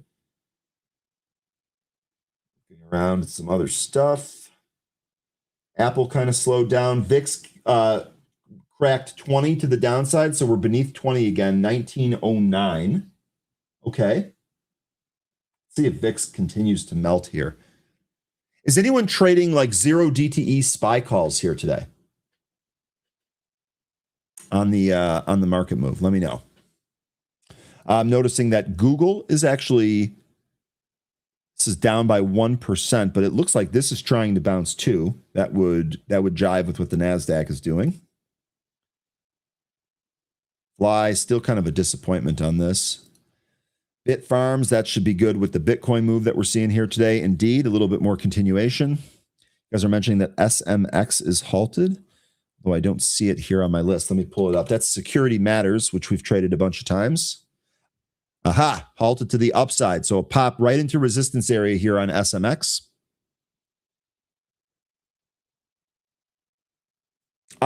Joe, nice job. SPY calls at 681 and getting ready to sell them. So those should be pretty good. Those should be pretty good. Is that Tyler? Yeah, Tyler says 0 DTE Tesla me.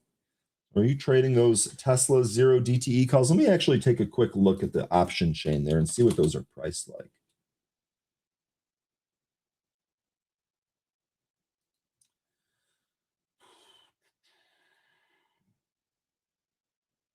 Okay. Interesting. So those 415s, $1.21. Boy, I tell you what, those 0 DTE Teslas, I see why you trade those, Tyler. I see why you trade those. Man, it could be a big mover. Tesla's breaking, you know what? Tesla's actually breaking that high now too. Look at this, $9 Ondas calls, although that's kind of small. And then NVIDIA call sweeps as well. NVIDIA, this actually making a nice move there, 180. Micron put sweeps, although this is kind of a very small trade. I wouldn't put too much into that. And here's your Tesla. So Tesla actually breaking that pre-market high. This is next area here to move out of. I would say 420 is probably your next big spot.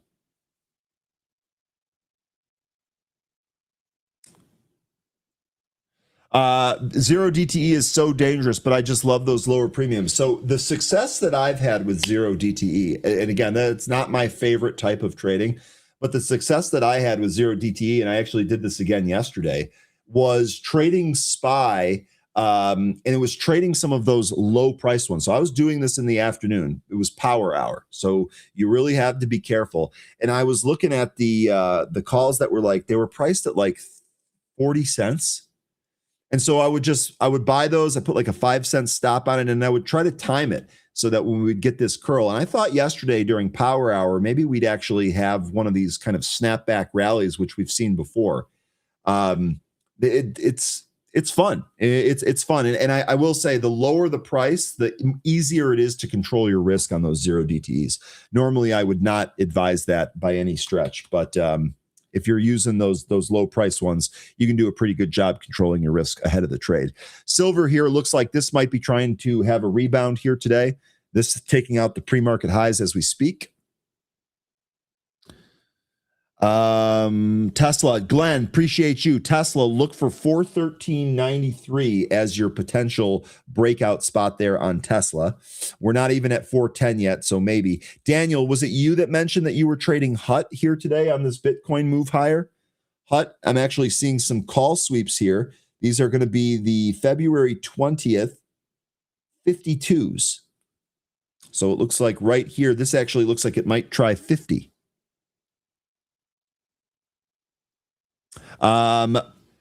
Okay, Intel and then PLSE. Thank you, Kathy. Let's take a look at the mover there first. PLSE is Pulse Biotherapeutic, or excuse me, Pulse Biosciences. Nice rip here. I don't see a setup though. This to me feels like a chase. Grats if you're in this. Was this moving on any type of news? Earnings in 13 days here. Yeah, indeed. So we did have some news here on Pulse. Looks like this came overnight, right? Pulse reported earlier. Pulse Biosciences highlights N-Pulse cardiac catheter ablation study. Achieving double AF treatment outcomes with average procedure time of 65 minutes and low SAE rate. So this actually sounds pretty good. The success was achieved in 100% of evaluable patients at 6 months and 96% in 12 months. Those are some pretty good. Those are some pretty good results. It looks like stocks being rewarded here on that plus 28%. Good stuff on PLSE, Kathy. This is already gone for me. This is not something that I can go after. Nice bounce back there in Ondas. Seeing more Ondas calls now. Actually, also seeing some puts. I guess I should mention that as well. The Ondas calls, someone bought 1,000 of them. They only spent $25K on that trade, though. And that's the end of February. The 11 calls for the end of February. It's what, $2.10 away from where we're at? Maybe. Apple, more new highs now, 280 getting cracked, and Tesla looking like it's going to go for that 410. So we are definitely getting some bounce back here today. And the SPY is still at highs. Let me actually bring up the SPY chart. I don't think I've done that recently. Let's bring that up.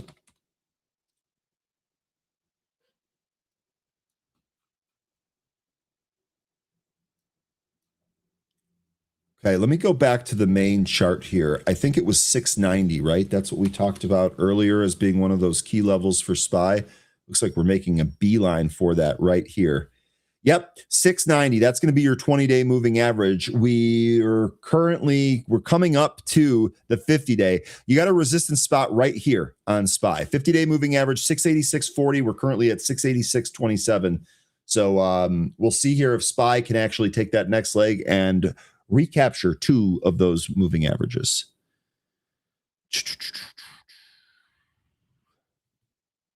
And then Intel, G-Man, you were talking to me about Intel earlier when I went to Pulse. Let's take a look and see what Intel is doing here today. This is still above 50. Actually above 51. Intel, nice bounce off the trend line. All right, so we basically just back tested this trend line.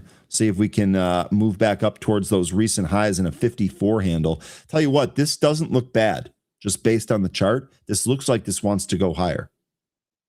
SPY running into some resistance right here at the 50, like we just talked about.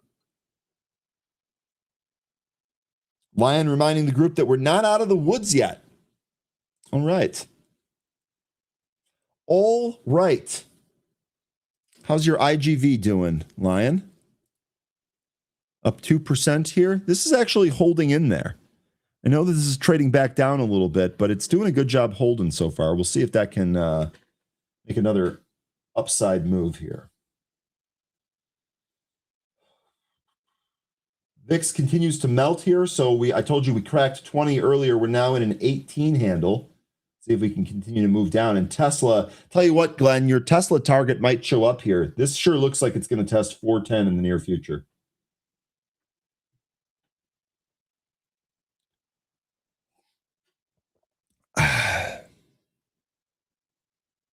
ON looking good. That's the semiconductor, not the shoe. That is looking pretty good here today. What is the chat's sentiment on taking new positions that you want to hold over the weekend? Are you Not keen on that? Do you like that idea? What are we thinking here on initiating new positions over the weekend? Does the Iran stuff scare you away? See, I think at some point today, actually, breadth looks really good too across all the indices. I think at some point today, we're probably going to see a pullback in the SPY. And what I'm trying to set up for is whether or not that's viable, especially if that comes into like 682, 683, somewhere in there. Nice says, I just bought some Apple. It looks like you bought that at the highs here. You think that Apple's going to roll a little bit more? You think we're going to capture 400 or 300? Excuse me. Jay here. This is a good mention too. We've actually been talking about this a little bit. Let me go back to Reddit. We did take a look at that earlier here. Reddit's gone green to red, and boy, oh boy, this looks nasty. Jay has some really good experience here. When stocks in downtrends, it's very hard to turn around. Let me go to we'll start here with the daily chart. Very clearly, Reddit is in a downtrend here.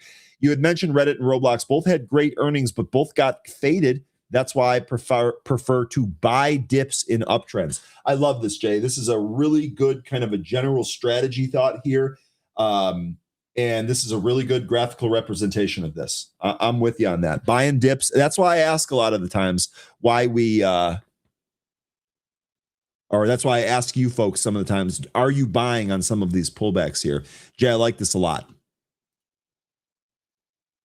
Michael says, I'm moving to more of a cash position. I'm trying to strengthen my cash position. That was, I think, on the back of my question regarding would you take new longs here ahead of the weekend? Sounds like you're doing the opposite of that. That's the camp that I would want to be in too, Michael. If I did any trading, I would do or any buying there, that would be for a real short term. I'd try to be flat by the end of the day. Canarp says he's loading up on NVIDIA bull call spread. So you see NVIDIA going higher from here. We actually did see a number of NVIDIA call sweeps here today. And if you look at the chart here, it does look like we're trying to bounce and maybe move back to the top end of the range. I just don't know that we do that. Is he buy dips, sell rips? Yeah, of course.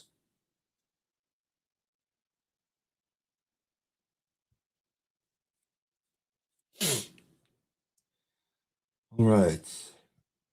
And I tell you what, that Apple chart's still looking pretty good. 680 and a half, your high.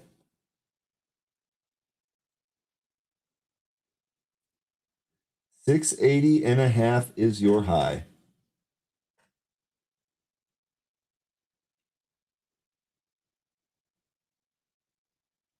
Costco. Do we finally capture 1,000 here today on Costco? That looking like that might try and go for that 1,000. That would be great. That would be great. Just adding on the dips of my long-term holds. You got some good prices on that. That's good, Zach. That actually sounds really just kind of orderly and patient. I think that's probably a pretty good move here. God, I don't. Let me just keep rolling through the scanner here. I don't see anything great for a new trade yet. Maybe some SPY calls if this pullback comes in just a little bit more and holds. NASDAQ kind of rolled over a little bit. Dow's still going strong, though. All right, let me roll through some of these stocks here and see if we have anything that's setting up. BoxL still doing a good. This is actually consolidating up here. It's not giving everything back. Staying above its VWAP there at 248. That's probably pretty good for BoxL. So SMSI, did someone ask about this one earlier today? I still don't love this after the accounting issues, but it does look like maybe this 30 is some pretty significant support. What is SMCI? Where was that? All right. So yeah, so we just had those on February 3rd. Okay, so earnings out of the way now. Interesting, SMCI. Does anyone, you guys trust that or no? SMCI.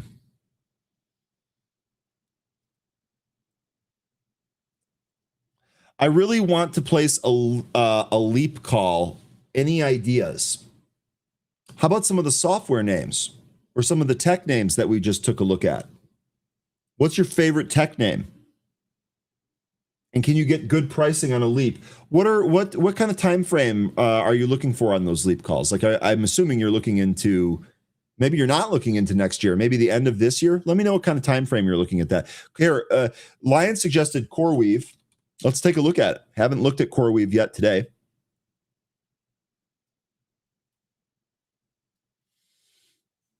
Here's your CoreWeave chart.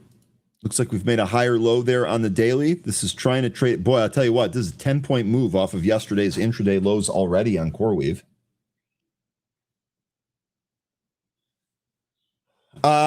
G-Man asking, XOM and CVX are trending up. Is the market shifting? I'm looking at oil here. Oil is trading up off of its morning low.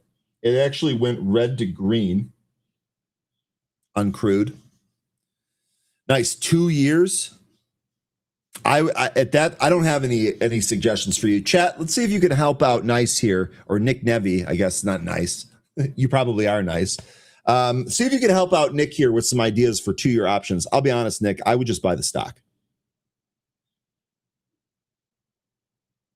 Ed saying AMPX leaps.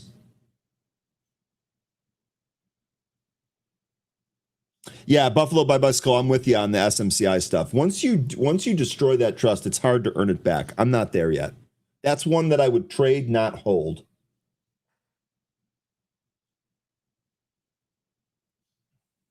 Costco's still pushing. I think we see 1,000 on Costco, folks. Lance, I like this. I'm building a position in Microsoft. Okay, let's talk about that here real quick. So first of all, the big thing here on Microsoft, we filled that gap. So we had talked about, I know I was using the bigger chart for this. Let me actually turn the VWAP off and make it a little bit easier to see this gap. We talked about possible support areas here on Microsoft. We talked about 425, and it actually did for 2 days look like that was going to hold. But we've since given that up. The next question that I have here, and I'm glad that you said that you were building a position here.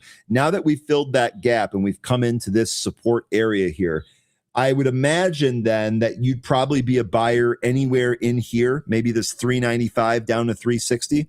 Is this the area that you're looking to hold? This also represents a breakout and a consolidation area back from 2024.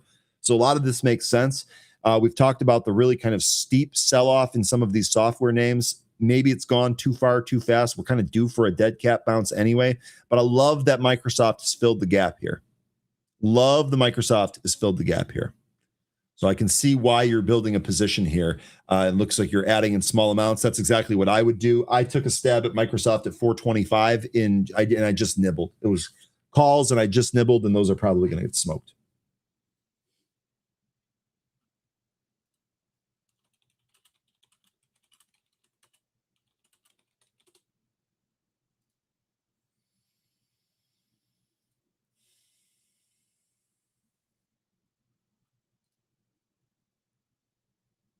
Okay. All right. And I need to have the stomach for the CoreWeave moves. Yeah, and I don't. I'll be honest with you. I don't. SYNA Synaptics, J. Actually seeing some, what is that? Call buying into that, the 95 calls. And by the way, Jay, you know what? Really good trim on that move, right? The stock pulled in $5 from your trim area up there.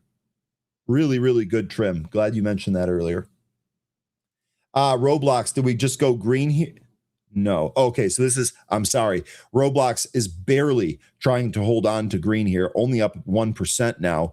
As Jay mentioned, this faded after the earnings, as this has been in a really steep downtrend. You know, they got a whole bunch of other problems. They are not out of the woods. Speaking of your out of the woods comments earlier, Roblox not out of the woods here. So I understand that they reported those earnings, but yikes, gave everything back here. Jay, would you consider trading this to the downside if this went green red on like some extended downside momentum? Or I guess would anyone else? Stellantis. This is down to, I didn't cover this in the news section here. I didn't think a lot of people really cared about Stellantis. Stellantis is down 25% here. Stellantis shares are trading lower after the company warned of a full year net loss. So no bueno on Stellantis. Massive $26 billion charge Stellantis took.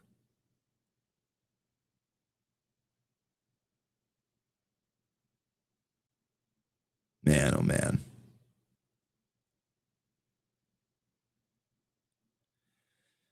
Q4 2025 estimated consolidated shipments of 1.5 million units. That was up 9% year over year. North America surged 43%. Forecasting mid-single digit net revenue, low single digit AOI margin, and improved industrial free cash flow, and about 1.6 billion in euro net tariff expenses. Let me know if you're a buyer of Stellantis. I don't like this at all, though. Big B, it's good to see you here this morning. Axon below 400 again. SMCI is Boz.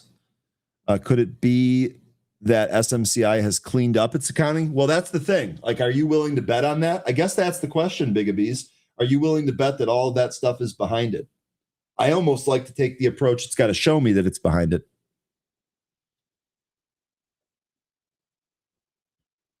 You folks are going to have to let me know if Dodge or Chrysler is dead. I'm not a huge fan. I'm not a huge Mopar fan at all.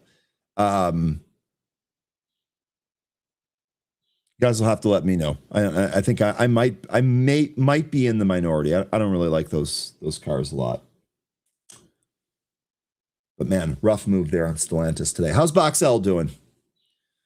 Okay, so we finally started to pull back here, but you know what? We didn't really break anything. Let me turn the VWAP back on. We are still building above that 250 VWAP. As long as this holds 250, maybe there is another move higher here for BoxL. That was a good mention, BoxL. This is at least one of the junky movers actually went for us today. Uber's been ugly. Yeah, it has. I feel like they've been trying to do everything they can to save Uber too. They've been trotting out Dari Khosrowshahi on CNBC regularly. Been on a lot recently. This thing, huge fall from grace. We talked about this trend line here. I know that look how many times it actually had to bang into this trend line before it finally rolled over. I'm kind of wondering here, Izzy, didn't you love Uber? You like this at maybe $70, maybe a little bit lower at $60? Where's the buy in Uber? This is actually a pretty good question. Where is the buy spot in Uber?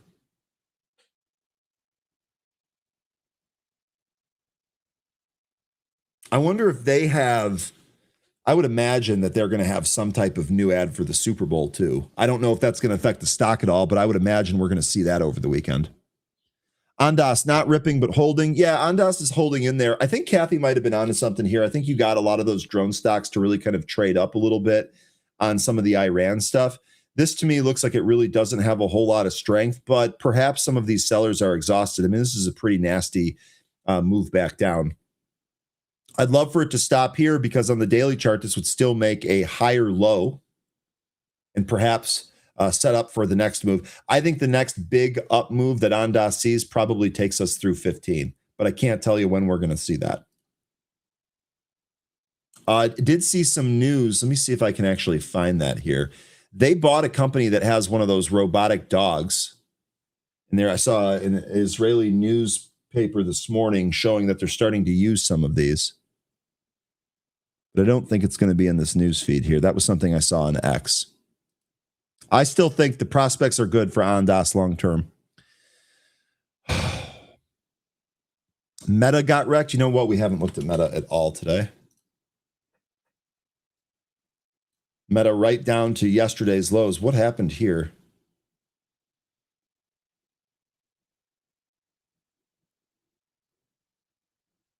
Oh, look at this. Stay long Detroit. Short Davos. That's something I can get behind. Bank of America's Hartnett sees a Main Street boom ahead of the midterms. All right.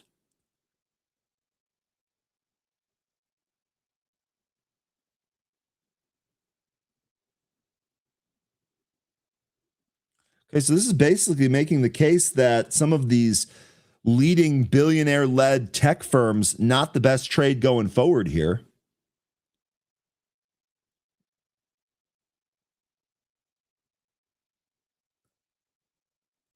Hartnett expects U.S. small and mid-cap stocks, financials, regional banks, REITs, and real estate assets to outperform alongside international equities, China's consumer sector, and emerging market commodity producers. He warns that high valuation, asset-light, big tech leaders facing rising risk as capital rotates towards more traditional income generating parts of the economy. Jay, isn't that the value that you were talking about? Yeah. Yes. Thank you. So you're on the same side here as Bank of America. I do think these tech stocks are going to be a good trade at some point, but I think first we're probably going to have more of the smaller stuff to go after.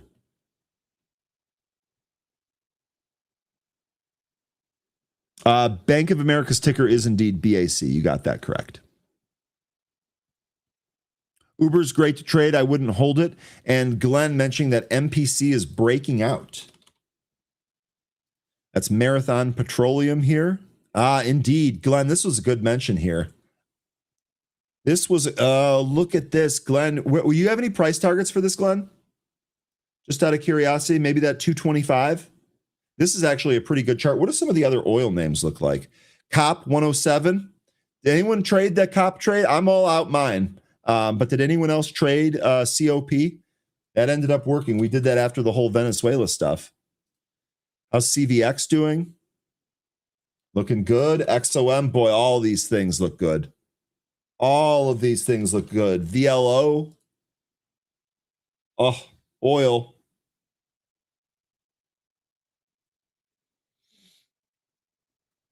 Joe, I agree with the direction that Amazon and Google go right now tell us a lot, indeed. So I was asking Izzy earlier just kind of about Amazon. So maybe it holds here. Boy, this to me today actually looks like this wants to test 200. Remember the overnight low there, 196.62. Glenn, you've got that next Marathon Petroleum spot at 210 to 211. Okay, so that's a little bit sooner than the 225 recent high. Yeah, Amazon, I agree with you, Joe. The more I look at this, the more I don't like it. Let's take a look at Google, which was the other stock that you had mentioned. Oh, man, that's Joe. That is a good comment there. Good comment there. Still looks like big tech out of favor. Now, what's interesting here is that the Qs, that did pull back, but it didn't break down. So I know we just gave up that initial pop, but we're still higher here by 0.62%. SPY's higher by 0.87%. The Dow is just absolutely crushing it. Dow is crushing it. That's up by 1.61%. In fact, let me go back to my index scanner here. And instead of scanning here, you know what I'll do? These were the XLK names. I'll just throw these in the chat. These were the XLK names that I used off the scanner that were beaten down year to date quite a bit. That might be the next candidate for a bounce. But what I wanted to do here real fast was I wanted to search the holdings of the Dow. And let's sort by percent change here. And look what Dow stocks are down. Look what Dow stocks are down here today. CRM, Verizon, and Amazon. And our leader here today, 3M, Goldman Sachs, Caterpillar, JP Morgan, Dow, and Intel.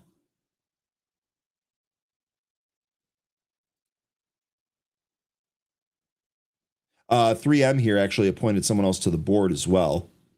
This looks like a possible breakout. Anyone like 3M for a breakout? Jay, do you like this? Out of curiosity? 3M. This actually looks like this might want to go higher. Zoltan, if you're out there, I know we've talked about 3M before.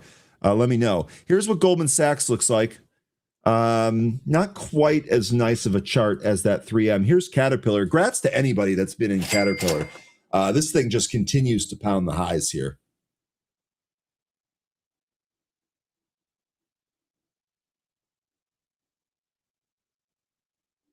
Financials looking good here today as well. Here's JP Morgan, Goldman Sachs. We just talked about. Here's what JP Morgan looks like. Astro Kev says, yes, I like 3M. Okay, Jay, you have no interest. I think it's okay, but no interest in trading it. Okay, it looks like it's trying to break out there, but maybe it's not. And then healthcare. Here's UNH. Where are we at here with UNH? 271. Boy, we're still below that Buffett buy level, although UNH is up here today. How did some of the other ones do? Like CNC? How did that do? So that tried to go higher here, but I don't know. I don't know on CNC. Pete, if you're out there, hopefully you're able to make some money on that. Molina Health. Okay, so this must have reported yesterday, right? Yeah.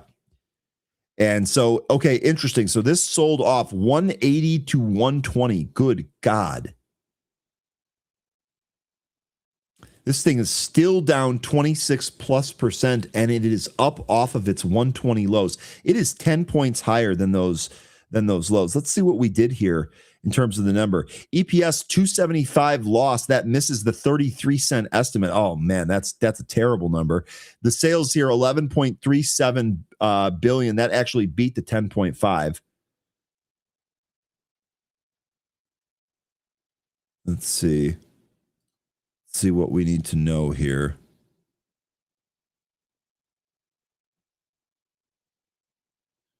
We remain confident in our durable and sustaining operating platform. Okay, well, does anyone like Molina Health after this 25% discount? It did hold 120. Yeah, MOH did get destroyed. Do you like that? Do you like it down here, Lion? Let me know.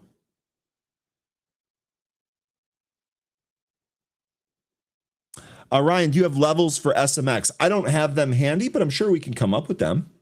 Let's go back to my chart tool here. I'm sure we can look at that. Oh, it deleted my stuff again. Man, I that is aggravating. But it seems to only happen to me, so they're not fixing it. Okay, let's take a look at that. What you had here, SMX.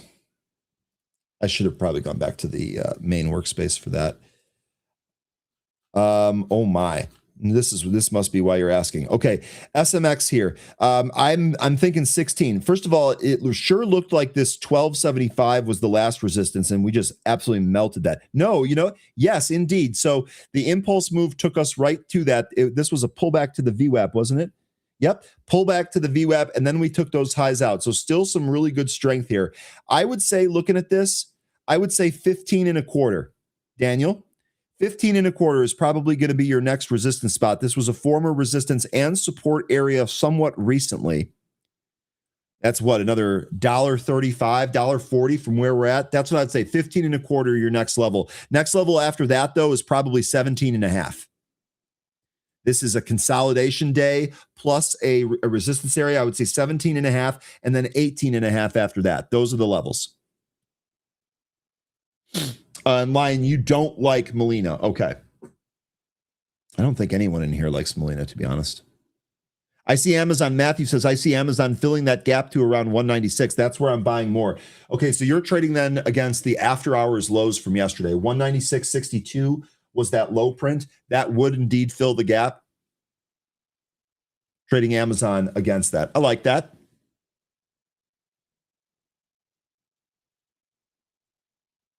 Yep, that's that we were looking at that earlier. We were looking at that very gap earlier. It is worth mentioning though, Matthew, that gap's already been filled, right? So this is what you're talking about right in here, right? And technically, you know what? No, I take that back. You're right. Even with the pre-market, which doesn't get drawn on these candles here, we only went to 196. That gap does fill down here at 194-ish, 194, 195. So maybe that gap still needs to be filled. I like your strategy, though. You'd be waiting for that to actually hit before buying it. I think that's a really good way to keep yourself safe. I like that thought, Matthew. Jay, Michael Burry liked Molina Health. I don't think I realized that. Well, that's not having a good day today. I'll tell you that much. Hood is bull flagging.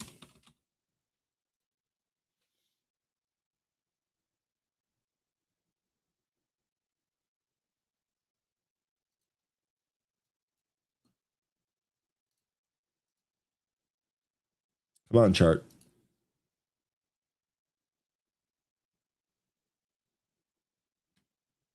All right.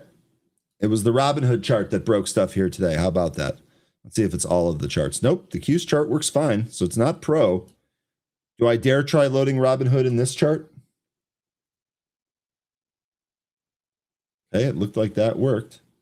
So here's the bull flag I think that you're talking about, right? So I can actually draw this on here real quick. Doot.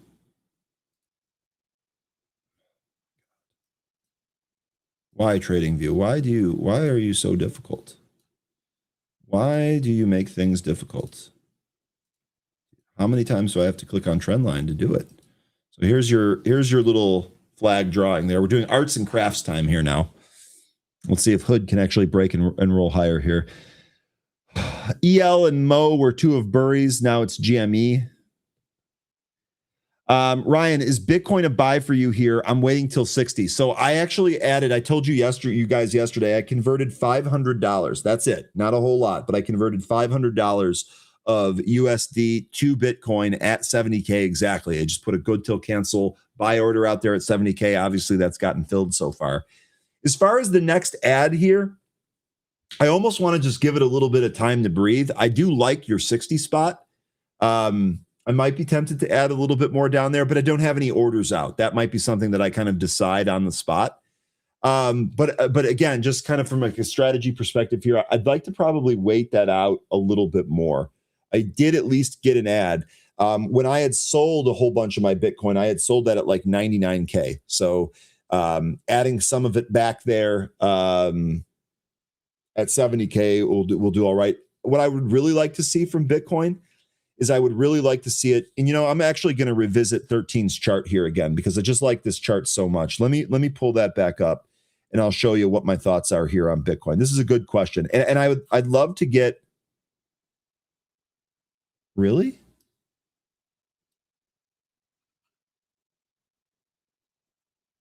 Okay. I'm going to try refreshing Pro here real quick, because for some reason I can't scroll the chat room. Ondas recapturing 9. Okay. So what's funny about this? When we talked about Ondas pulling back, when it really started to pull off that 15 spot, we had talked about this maybe pulling back and holding 8s. And so far, if this holds here, maybe that's exactly what it's done. All right, let me see if the chat is cooperating with me now that I refreshed it. Yeah, there we go. There we go. There we go. Just a good old refresh is all we needed. Let me see if I can find that Bitcoin chart. Here it is. All right, so this is kind of what I'm looking for here in Bitcoin. And this is one of the reasons why I would like to kind of wait it out a little bit. We had noticed this pattern here. I'm a huge proponent of patterns. We had noticed this pattern here where it sure looks like every 4 years we trade down from the highs to the previous high level from 4 years ago. So in other words, I froze in X for a bit, but back now. Okay, well, I think everything's working here. Anyway, back to the Bitcoin chart. I love this pattern, right? So now that we're coming back in here, again, did already add a little bit at 70K. What I would love is for this to kind of trade in this range for a little bit. The longer it trades in this range without really breaking down and looking like it's firming up, the more and more I'd want to add at some of these levels, Daniel. So your 60K level, I mean, if this just trades along, 60K is actually beneath the purple shaded area here. Here, I can make that bigger. So this gray line, this is your 60K level. So I think basically what we have here is we're looking at like 65K to 70K as this range. Now, just kind of being a stickler about it, this is just the way it was drawn. The reality is that these wicks that really kind of defined this high, this clearly was running into resistance at 60K. And so if you get down to 60K, or I would say maybe 60 to 65K, and we're able to continue to trade sideways here, the longer we do that without breaking down from this, the more and more I'm interested in adding for a move back to the 2025 highs. Now, the other thing to keep in mind from looking at this is the time frame that it took. So this first one from 2013 to 2017, and then we pulled back down. It actually took about a year to pull back down, and then took another year and a half to reach those 2017 highs. So then we actually had that huge run, and that huge run happened fast. Now, the next time it was down here for This is a monthly chart. So it was 1, 2, 3, 4, 5, 6, 7.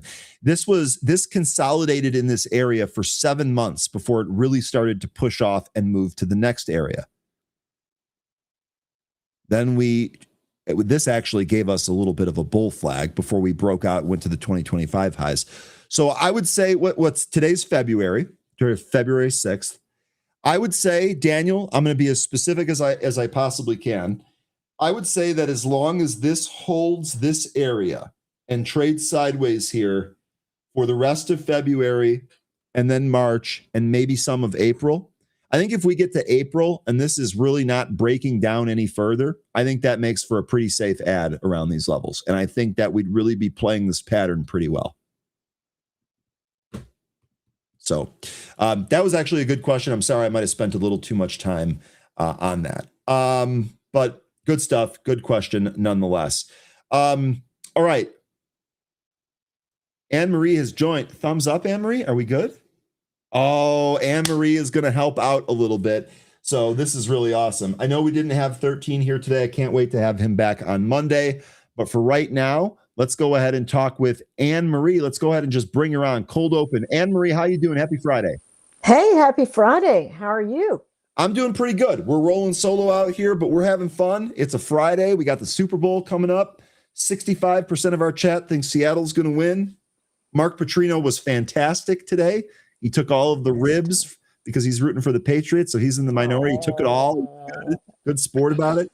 But we're seeing a rebound here. Look, let me just ask you. I want to get your thoughts on what you're seeing. And I know a lot of times we just dive right into some of the option trades, but I'd really like for you to give your thoughts if you don't mind. One of the things that I was saying going into today is that we've seen kind of a brutal week here, right?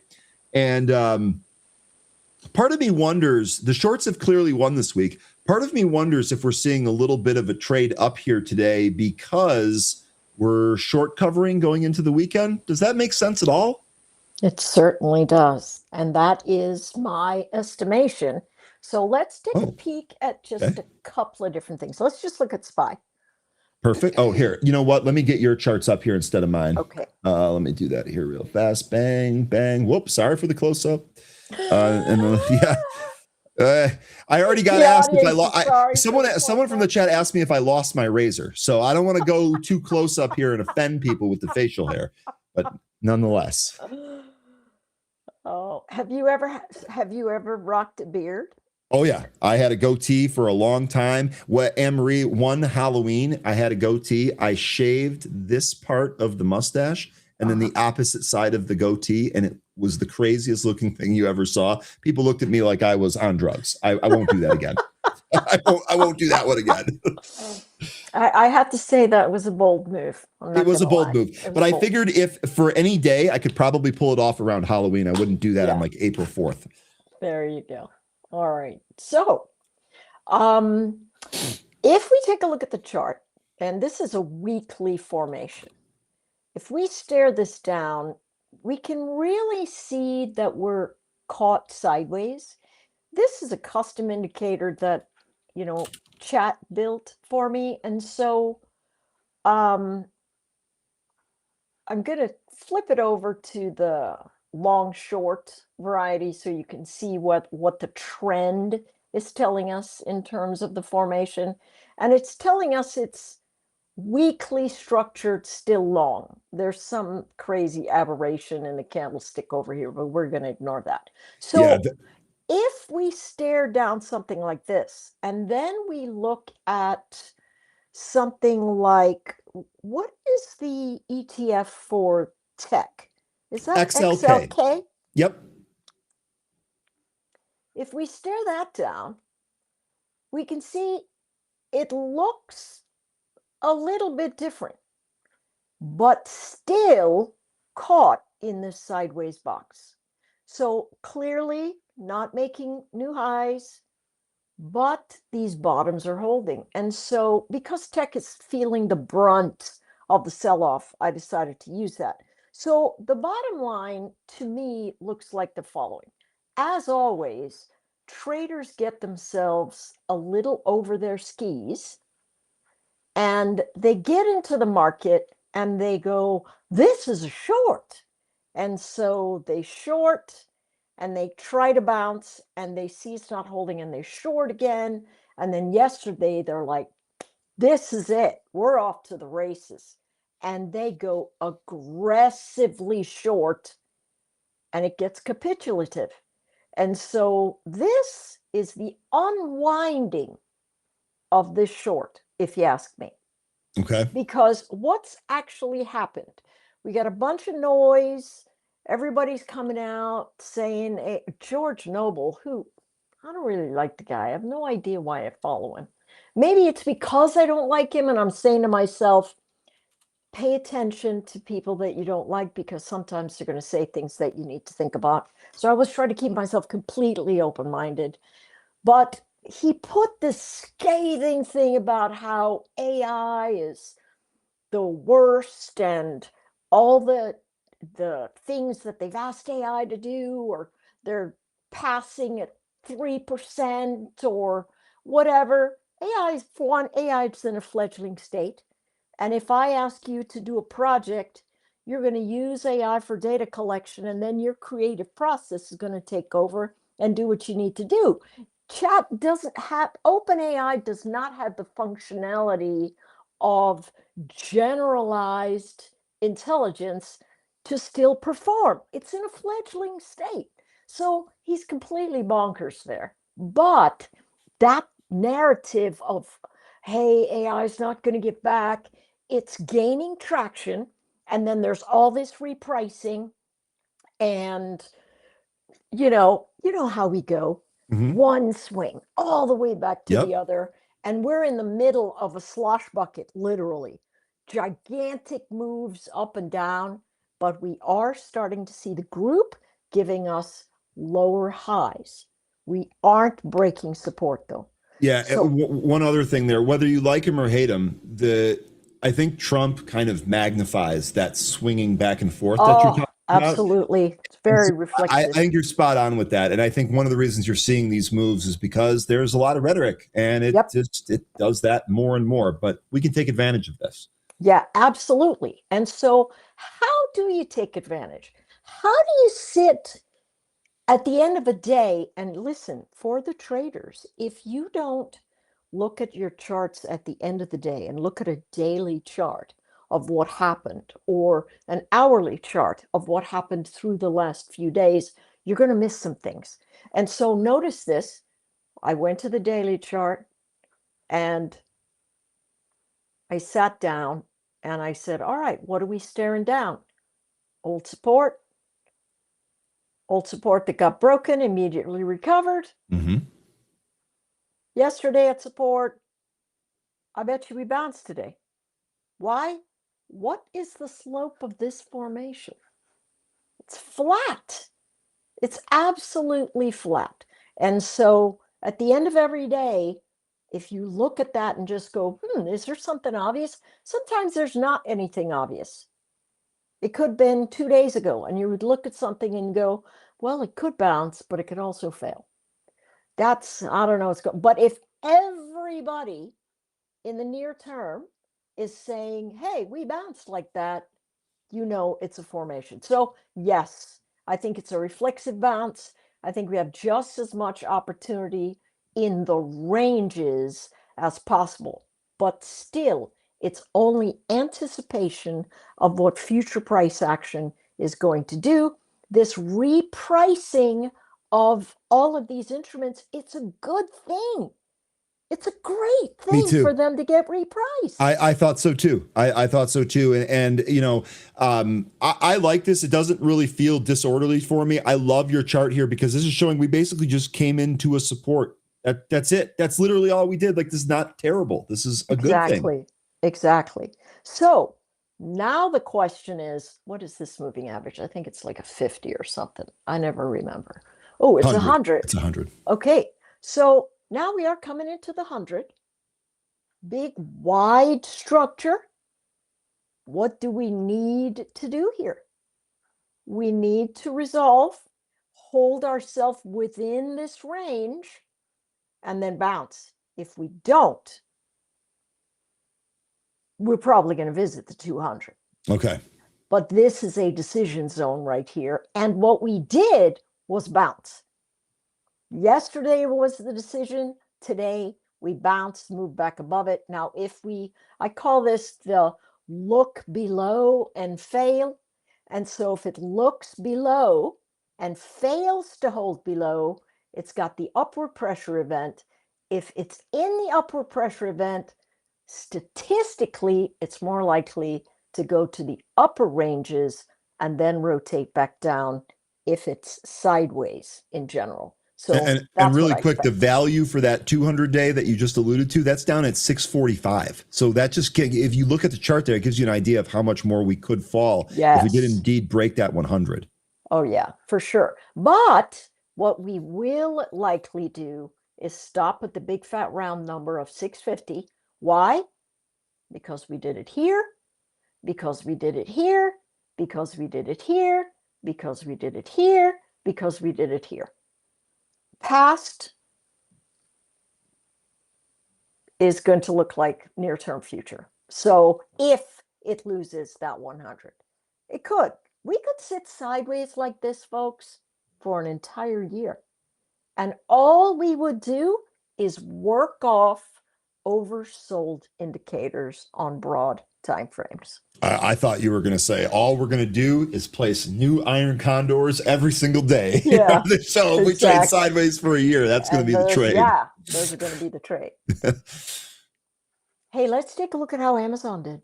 Yeah, let's absolutely do that. We asked Mark Putrino about that earlier. It did look like that was at a possible bounce spot. So far, it's doing a good job holding 200. Overnight low is 196. So I like this. Yeah, huge bounce area. So let me change my bar color back. And let me show you, let's look at this one. Where in the world are my earnings candles?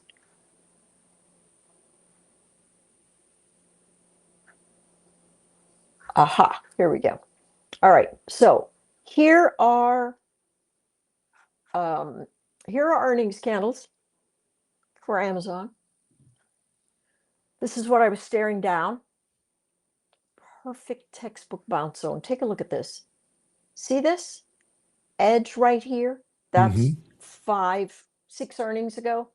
This earnings edge for October was my low target. I said if it falls out of the bounce, it's going to go to the next earnings candle to the left. So this earnings structure, I'm going to tell you, it's bonkers. It just tells you the big guys sitting in their big fluffy $10,000 office chairs, they're not thinking any bigger than we are. They're just managing their risk better than we are. And so that came right into the edge. I saw it. I went big fat round number. That's going to be the bounce zone. And wouldn't you know it, still, it's doing fantastic. Now, it's also at a do or die. Why? If it doesn't hold this edge, it falls into 1, 2, 3, 4 earnings events. So that's an entire year of sideways motion, potentially even more, 5 of them. 5 quarters of sideways action between 160 and 200. So far, everybody's seeing that and they want to buy it. The big thing is, where's it going to go? My thought, first place it's going to is 211. If we catch fire today, because these shorts decide they're going to puke and get out of the broad market, and this starts running, we could easily pack on another 10 points and cover half of that size. So if you're thinking to yourself, well, wait a second, is there a trade I can do here is there a trade that I can do here that's going to be worthwhile and maybe I can squeeze the bounce a little bit? If you want to do something like that, I would use maybe the 11th or the 13th to give yourself a little bit of room and just say, hey, you know what? I am going to try the 207, 210. It's going to be, if it goes where it's supposed to go, it's going to make you 100% return plus. Is it more expensive? Yes, it is going to be $1 because it's still in high vol. If you're thinking it's going to hold the zone, my thought would be it'd be much better to move into the future and sell yourself. Move into the future and sell yourself a put spread. That way, if it fades a little, you're still all right. And if it bounces, you make it. But we've got, I mean, look at how many are sitting here. 37,000. That is a put wall that should easily hold into the edge. The call wall is at 220. And so if you're thinking to yourself, well, why don't I just take the 215, 220? On the call side, it's $1.63. You have it for a month. It'll give you the $5 updraft, and that's a good trade. There are a lot of ways to trade this, but it really is sitting in the do or die zone for the price action in general.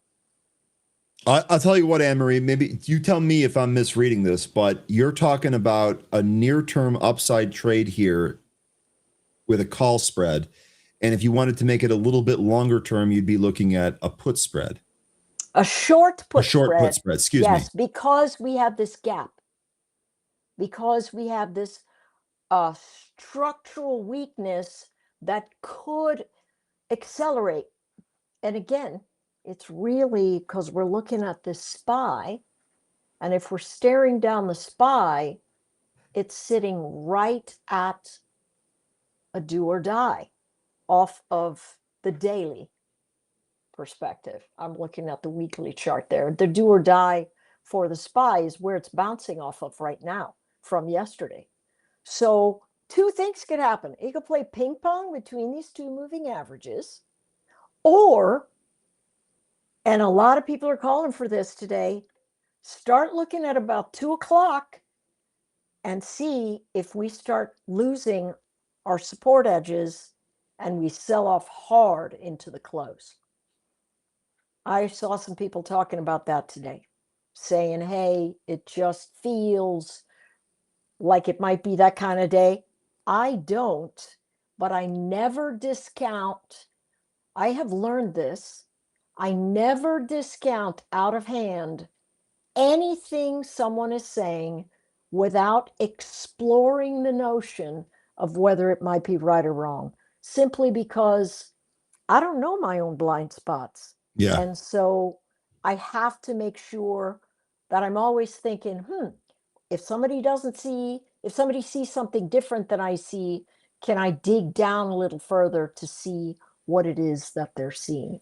My first thought when I encounter that, and I this happens all the time, Anne-Marie, my first thought, instead of saying that person is wrong, my first thought is always, well, what did I miss?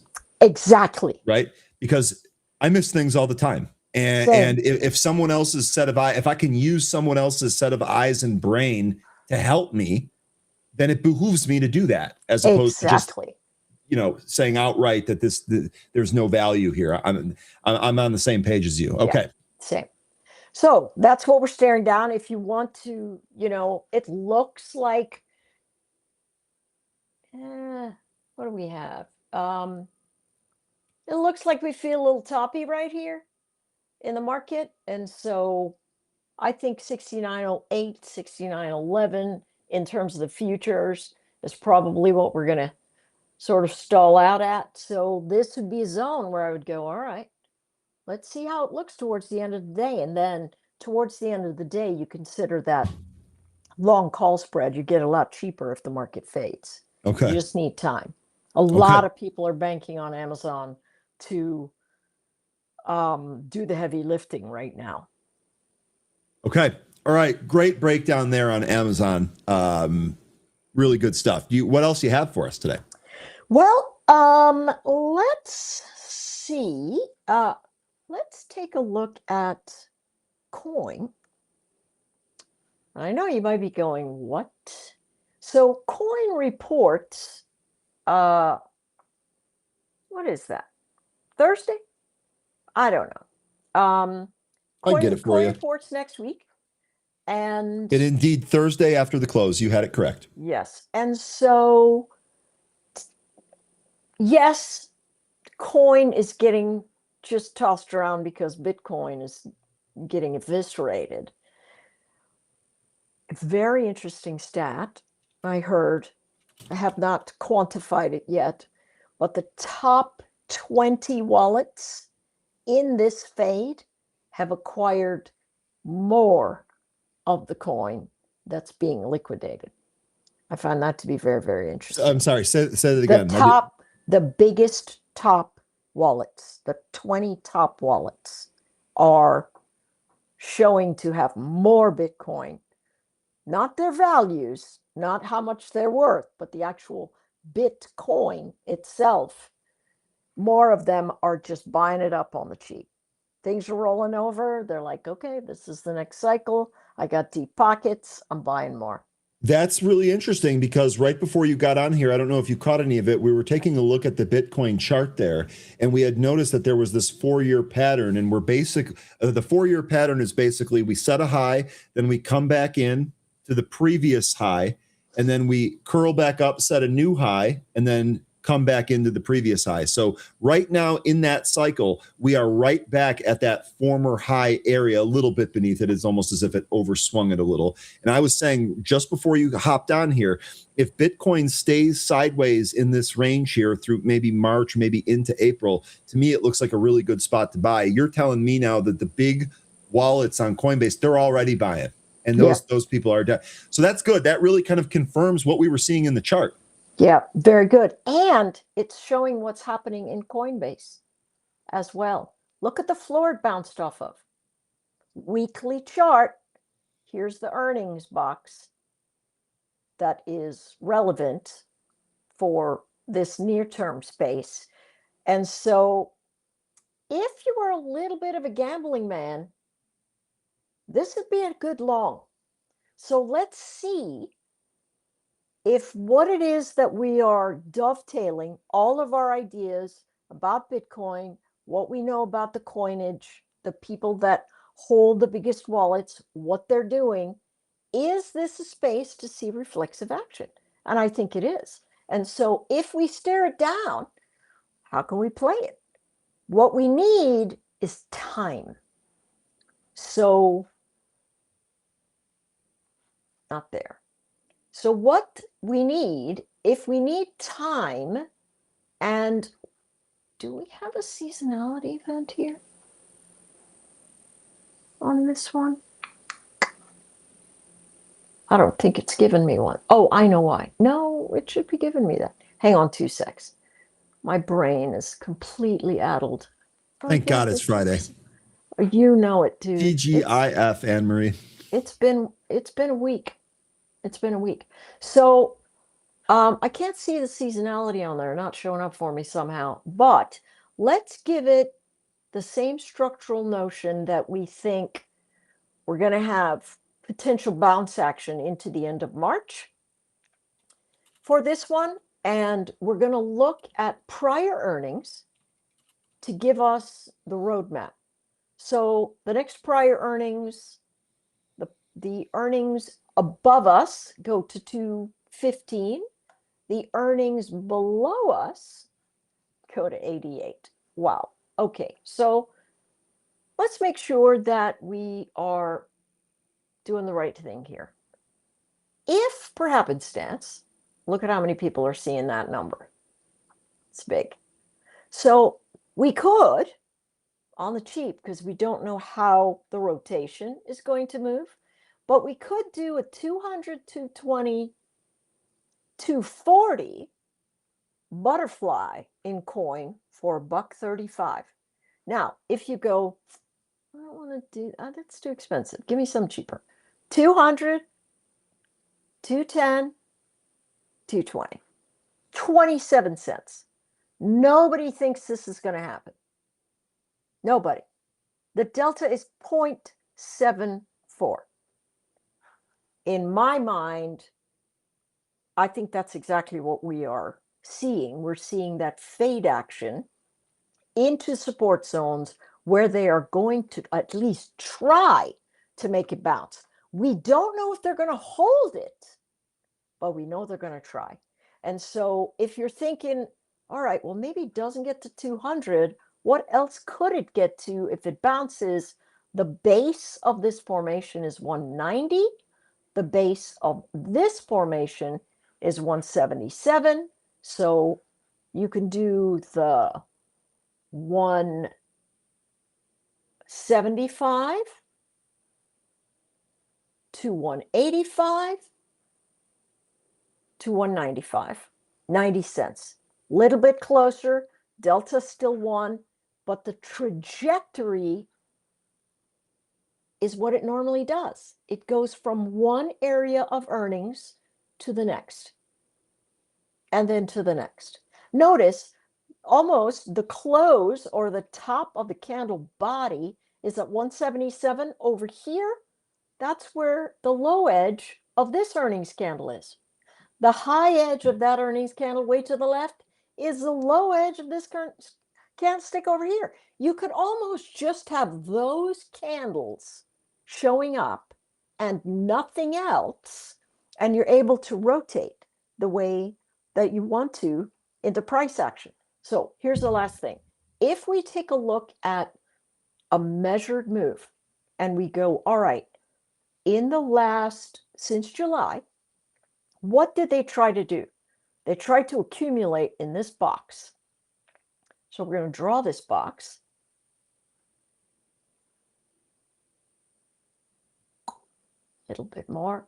We're going to draw this box, and then we're just going to do Fibonacci, and we're going to see exactly if the multiples are holding. 250 is exactly where we're sitting right now. The rotation is, the bottom says 112.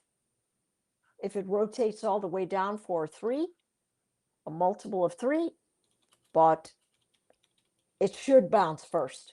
And so it's very rare that I go, all right, let's go all the way over here. But I think it's a fairly nice outsized bet. Now, here's the thing. A lot of people calling for the markets to sell off this afternoon. Don't take this trade until 350 in the afternoon. Get it as cheap as you can. Cheap, cheap, cheap, cheap, cheap. See if you can get it. I'm glad that you're saying that, because one of the things I had said here this morning too was, let's wait till the end of the day and let's see what the candles end up looking like. So it's just hilarious to me that on the same day, you're basically saying the same thing for these trades that we're giving out. So I think we're on the same page there too. Absolutely. Fantastic. So, does anybody have see how these guys are rebounding so hard? I mean, they're rebounding hard. Comparatively speaking, they've been decimated, but they are in a very reflexive bounce right now. The question is, can they hold? So here's another way you can tell. I'll give you guys this one very interestingly. Take a look at the UVXY. And so if we want to, let's use UVXY here. Now, what the UVXY is, it's the VIX and it's leveraged. So when the markets go down, this goes up. When the markets go up, this goes down. And so we can see it's an inverse, but it's been really tracking what's going on with price, really tracking it. And so if we see this continue to go down and it loses, what is this, the weekly open? Yes. And it loses the weekly open today, that is really bullish for price. it means they're going to lift. If it starts to bounce and it gets up and over, I think you ought to maybe put an alert at about $39 and some change. If it gets up over there, the markets have much greater inclination of fading. This really is a great example of, hey, I want to go long. Is the market really on my side? You can use this as an indicator that says yay or nay. Okay. I'll tell you, this gives me a little bit of PTSD. I've donated so much money to the UVXY fund over the years. Oh, I just see. because this was like when I do not trade it. I Yeah. just look at it. Yeah, see, that's the thing. Like when I first started trading and I was looking at volatility and the market was moving down, I wasn't a shorter. I was too scared when I was younger, and I would trade this and I would try to time it, and I realized that if you didn't time this perfectly, you were going to get punished, and that's exactly what happened to me. That's exactly leverage what happened. ETFs are a killer. Yeah. So I don't normally trade them at all, but I like to look at them because they show the motion. So yeah, don't trade this. Just watch it as more evidence that XYZ. So Okay. there you go. All right. We've got 3 minutes left here. The only other tickers that I saw the folks throw out here were HUT, which is a Bitcoin miner, kind of plays into what we were talking about, and then Tesla. And I don't know what the option chains look like for HUT. I know they look good for Tesla. See. HUT.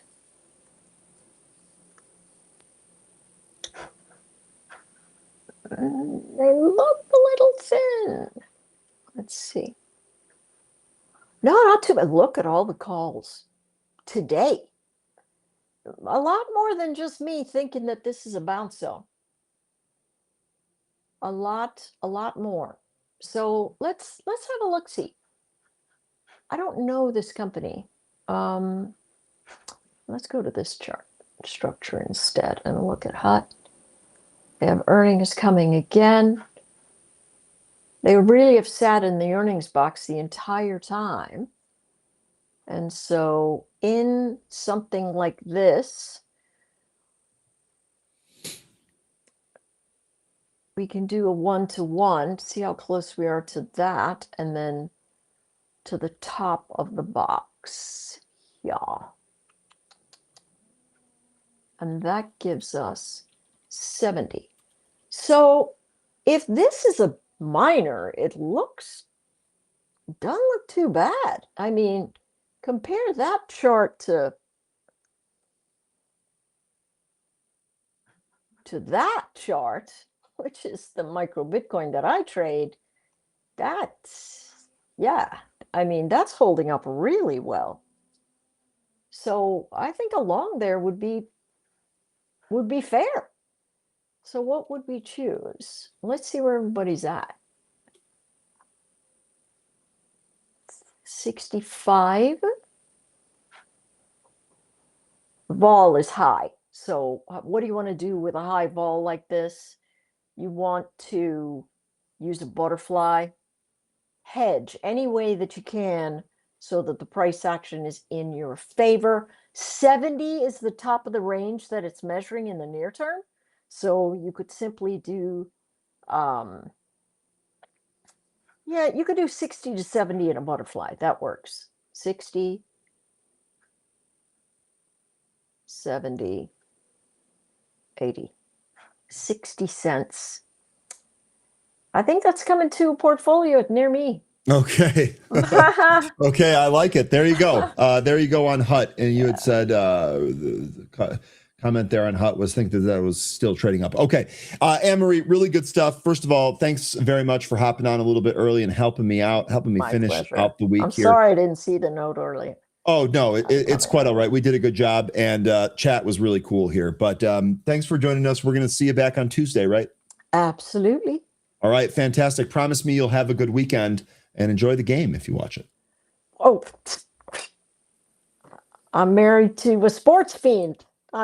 He's in your league, dude. Who are you rooting for? Or you and him? Well, know, I think my husband's got Seattle fatigue, and so if we happen to be trading for, cheering for opposite teams, it gets pretty prickly. Yeah, So not a good idea.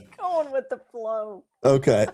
All right. Really good stuff, Anne-Marie. We'll follow up with you next week. All right. All right, take care. All Bye. right. Take care. That is Anne-Marie Baiynd, folks. Really good stuff. And I would agree, Tess. Anne-Marie is beyond emotionally perfect for trading.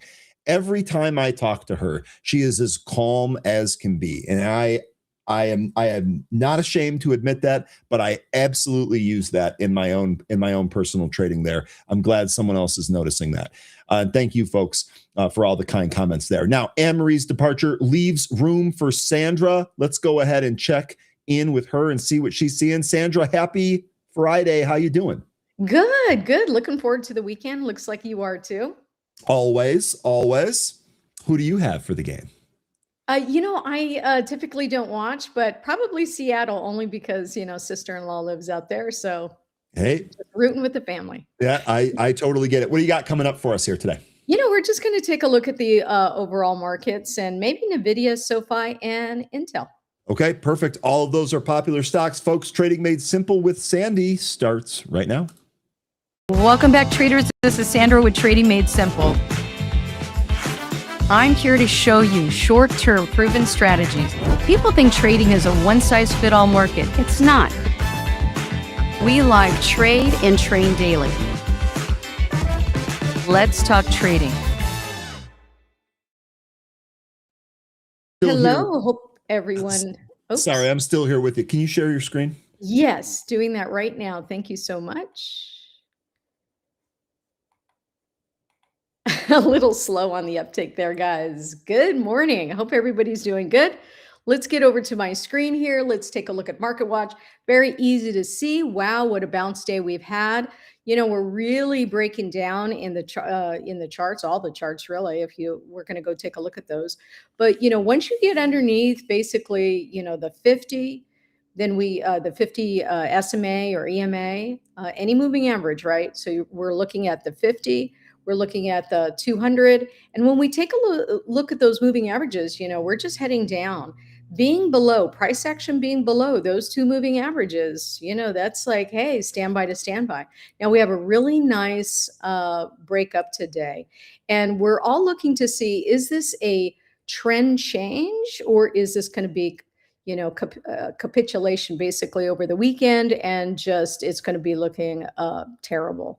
So let's take a look at some of the charts. You could see that almost everything is green. Google not doing so well. Meta and Amazon, probably the big three here that don't look very good. Couple of Visa, credit card processing. So other than that, everything looking pretty good here. As far as all the sectors are concerned. So everyone getting a bounce today. Let's take a look at coin. I was also taking a look at coin, a coin right here on the weekly, just like Anne-Marie was saying. You could see that the gold line is the 200 moving day average. The white is the 50. And then, of course, the blue is the 20, which is one of my favorites just to see short term. But you could see on a weekly, we're just getting to this last level of support on coin. And coin actually being right at 168.96 for that. We've broken below it. Really looking for a close above it to have some reprieve and a bounce. And you could see that the last pivot low coming right here where price is, and we're just above it. So we're kind of in this danger zone, guys. And you can see that the 20 now is crossing the 50. So right now, looks like a decision-making time on coin. Having a great day, of course. Everybody's having a great day. And it looks like maybe some people are taking profits on their puts. You can see on a daily as we actually break this channel on the pivot low here. Here's our pivot low, here's our pivot high, and then we have this little channel that's creating these vertical trend lines. We broke below that pivot low, broke below that trend line, vertical trend line, and now we're just taking a bounce up today. Doesn't look too good, but we got earnings here February 12th. So that's looking interesting as well. Let's take a look at NVIDIA. All right. NVIDIA is staying above its 200-day. We have the 50 above. Structurally, this looks pretty decent. Uh, Looking for really, right, this, you can see that we have not broken down below the last pivot low. I like that. You could see that we do have this trend line, this vertical trend line from these last couple lows here. We did break below there. We took a bounce and now we're hitting some resistance where right at the 50 moving average as well as the 20.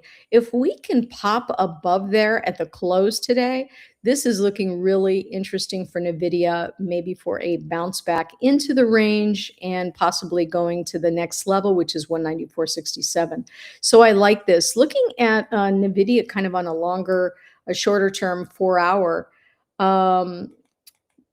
really looking to see us, boy, you can see that the 200 and the 50 line up perfectly. The 20 did cross below it.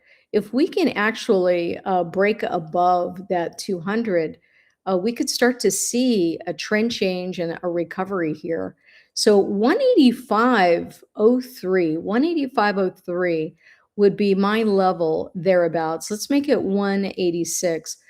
Because as I'm looking at the 200, I'm looking at, that's $3 away. Let's see if we can get into something a little quicker. How about 183.06 is our stop on the puts. You could see that if you were in a put trade, you got down to about 3 targets on the 4-hour and then took that bounce. And then the stop loss is at 183.06. Boy, I'd really like it to be around 185.55.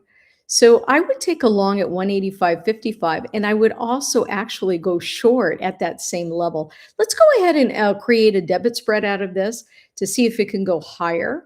And this will be for next Friday. How about if we do that? By the way, using debit spreads. Why are we using debit spreads? Right now, if we take a look at NVIDIA, actually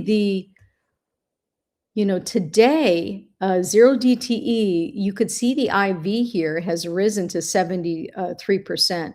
You could see that a week out, it drops at least 20% here. So what I'd like to do is actually sell, a call, which would give me some premium, and then of course buy a call, and that's what a debit spread is.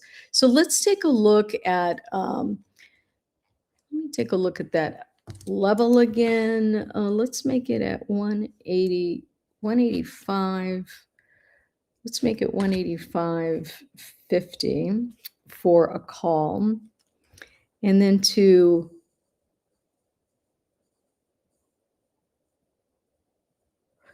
I could use this 183.06 on the low side.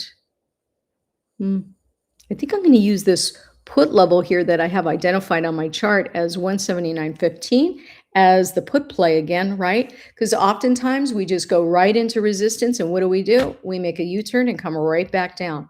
So let's go ahead and do that. 179.15, we'll just make it 179, give it a little padding. So let's do basically a call debit spread for the higher level at 185.50. We could take the at the money. The at the money is 185, 187.50. You could see the difference, by the way. If we wanted to take a long call, it would be $400 to take that call. If we take a debit spread, you could see it drops down to 112. So this is kind of nice, especially when you have such volatility and you don't know what's going to happen next. Let's take a couple of these and say, okay, I want to program.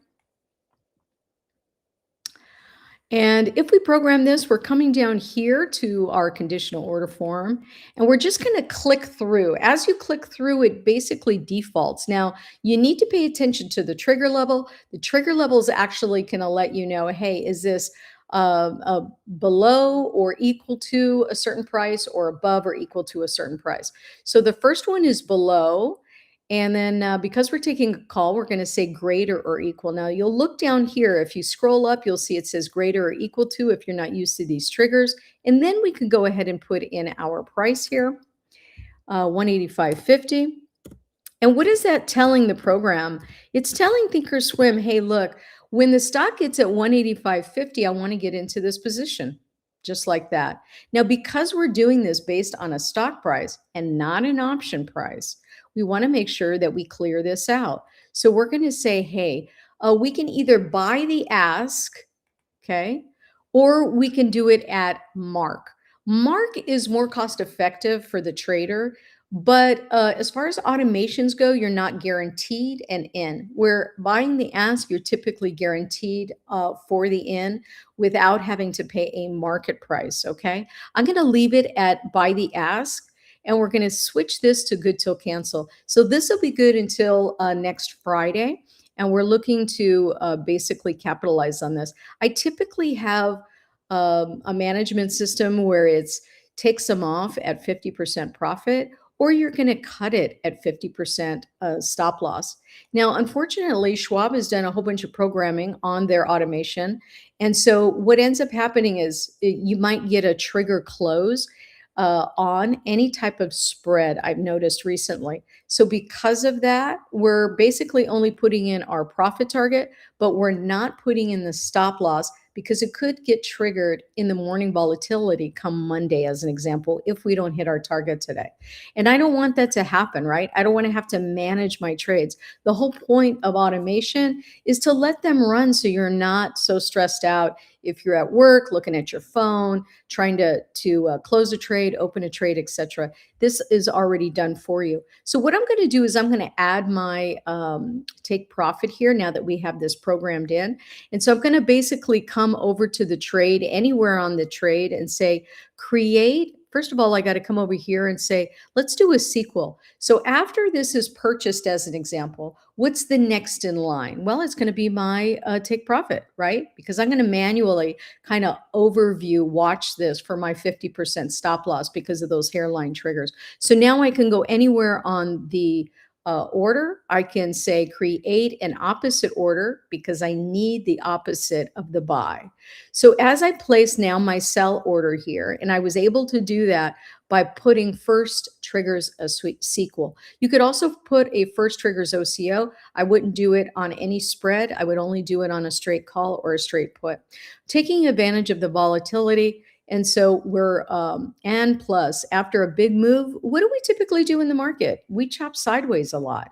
So instead of taking a hit on a long call or a long put in a choppy environment, we're going to take a debit spread. So here now we're just going to hit that gear icon, which gives us our order rules, and we're going to start programming the bottom of this. So a 50%, right?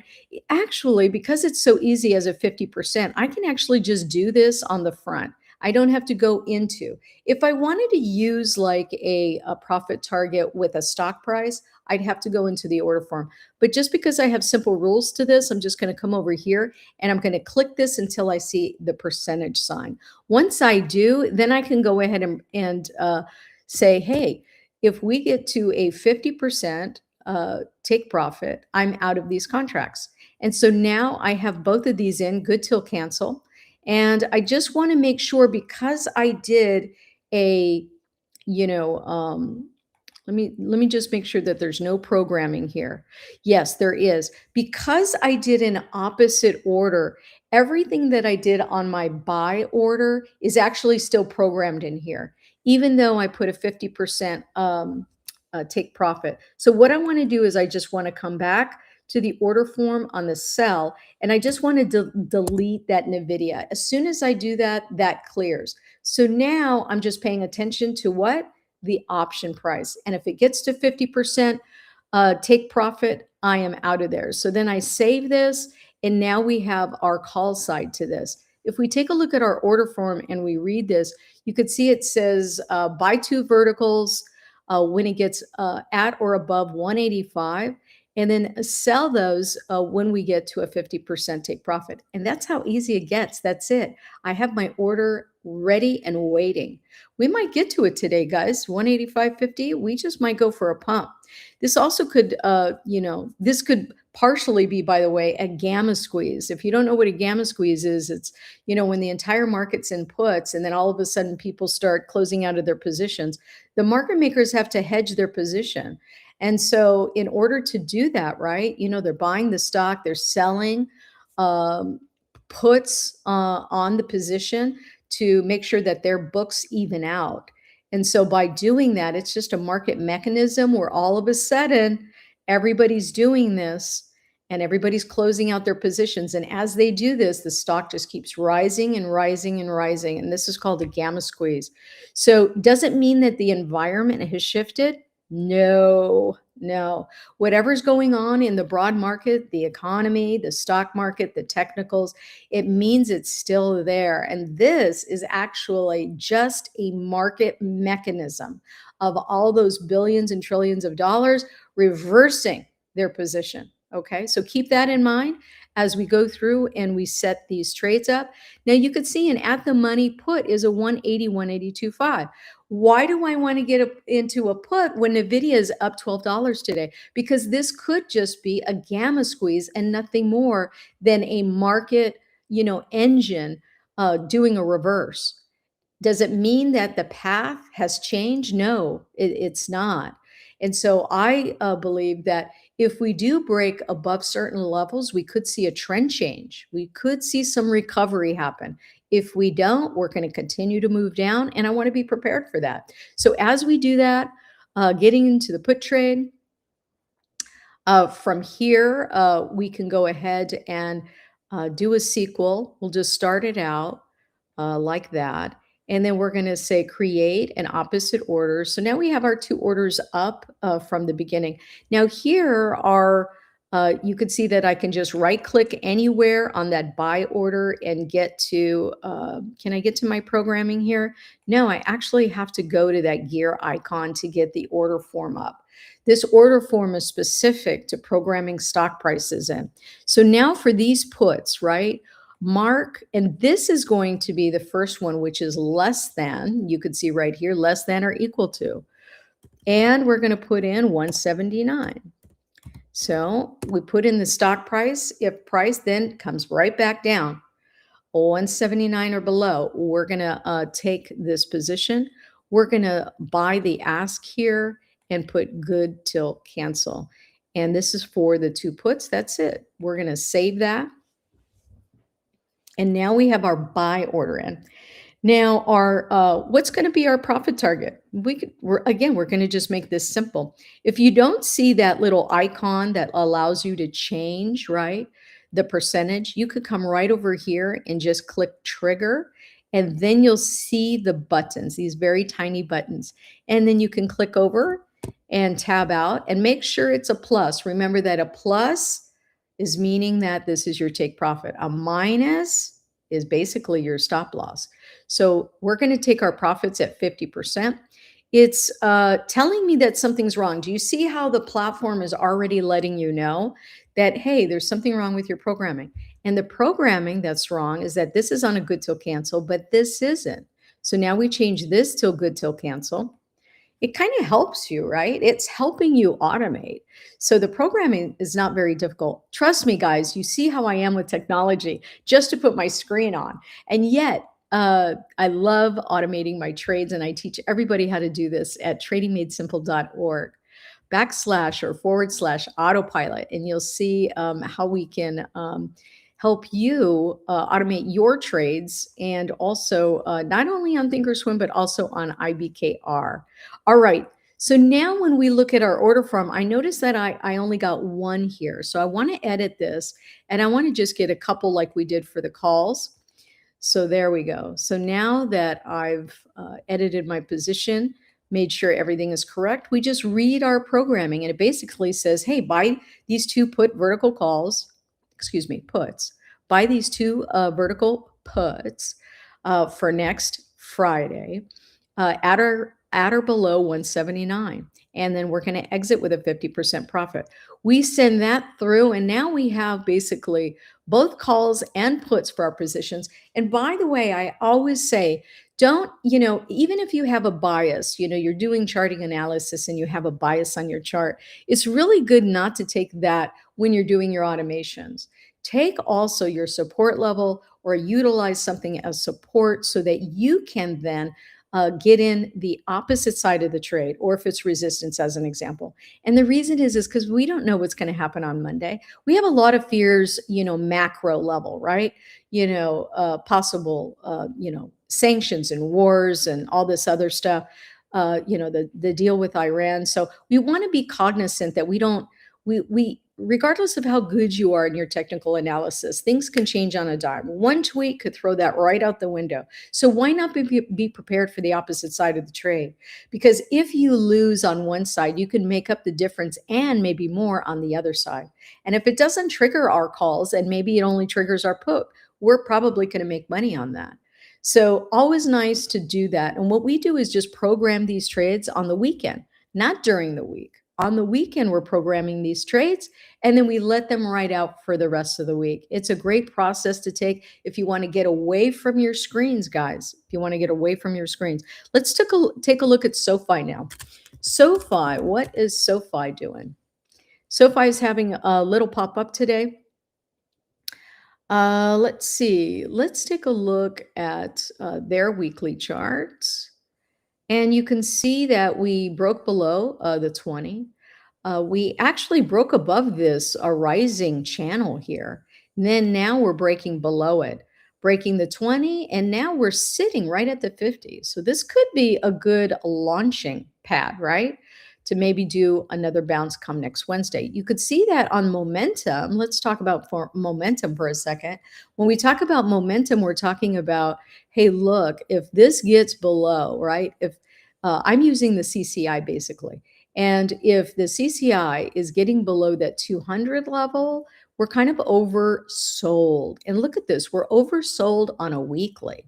Let's take a look at a daily.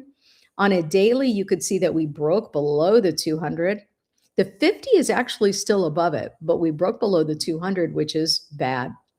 However, there could be a recovery if we can come back up and reclaim that 200, right? We need to reclaim the 200.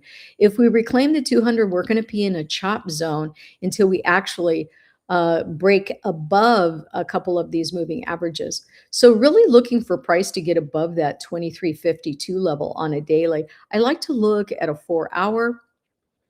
And so you can see that we have some moving averages that crossed. When you have moving averages that cross below each other, very bearish. And of course, we saw that. You could see the rising. We're rising in momentum. Doesn't mean that we're actually going to break that zero, because we could come right up here and then do a U-turn. So on the same, analysis as the last one, let's do a call and a put. This one's got a little bit more room to go here. If we get to 22, we could get to 25. So I'm looking at our moving averages and saying, if we can break above that 22, 56 thereabouts, we could probably make it up to that 50 EMA, or this one is an SMA. And so this is around 25. That would put us right at the last pivot low. So let's go ahead and make a trade for this as well. And we'll do debit spreads on this as well.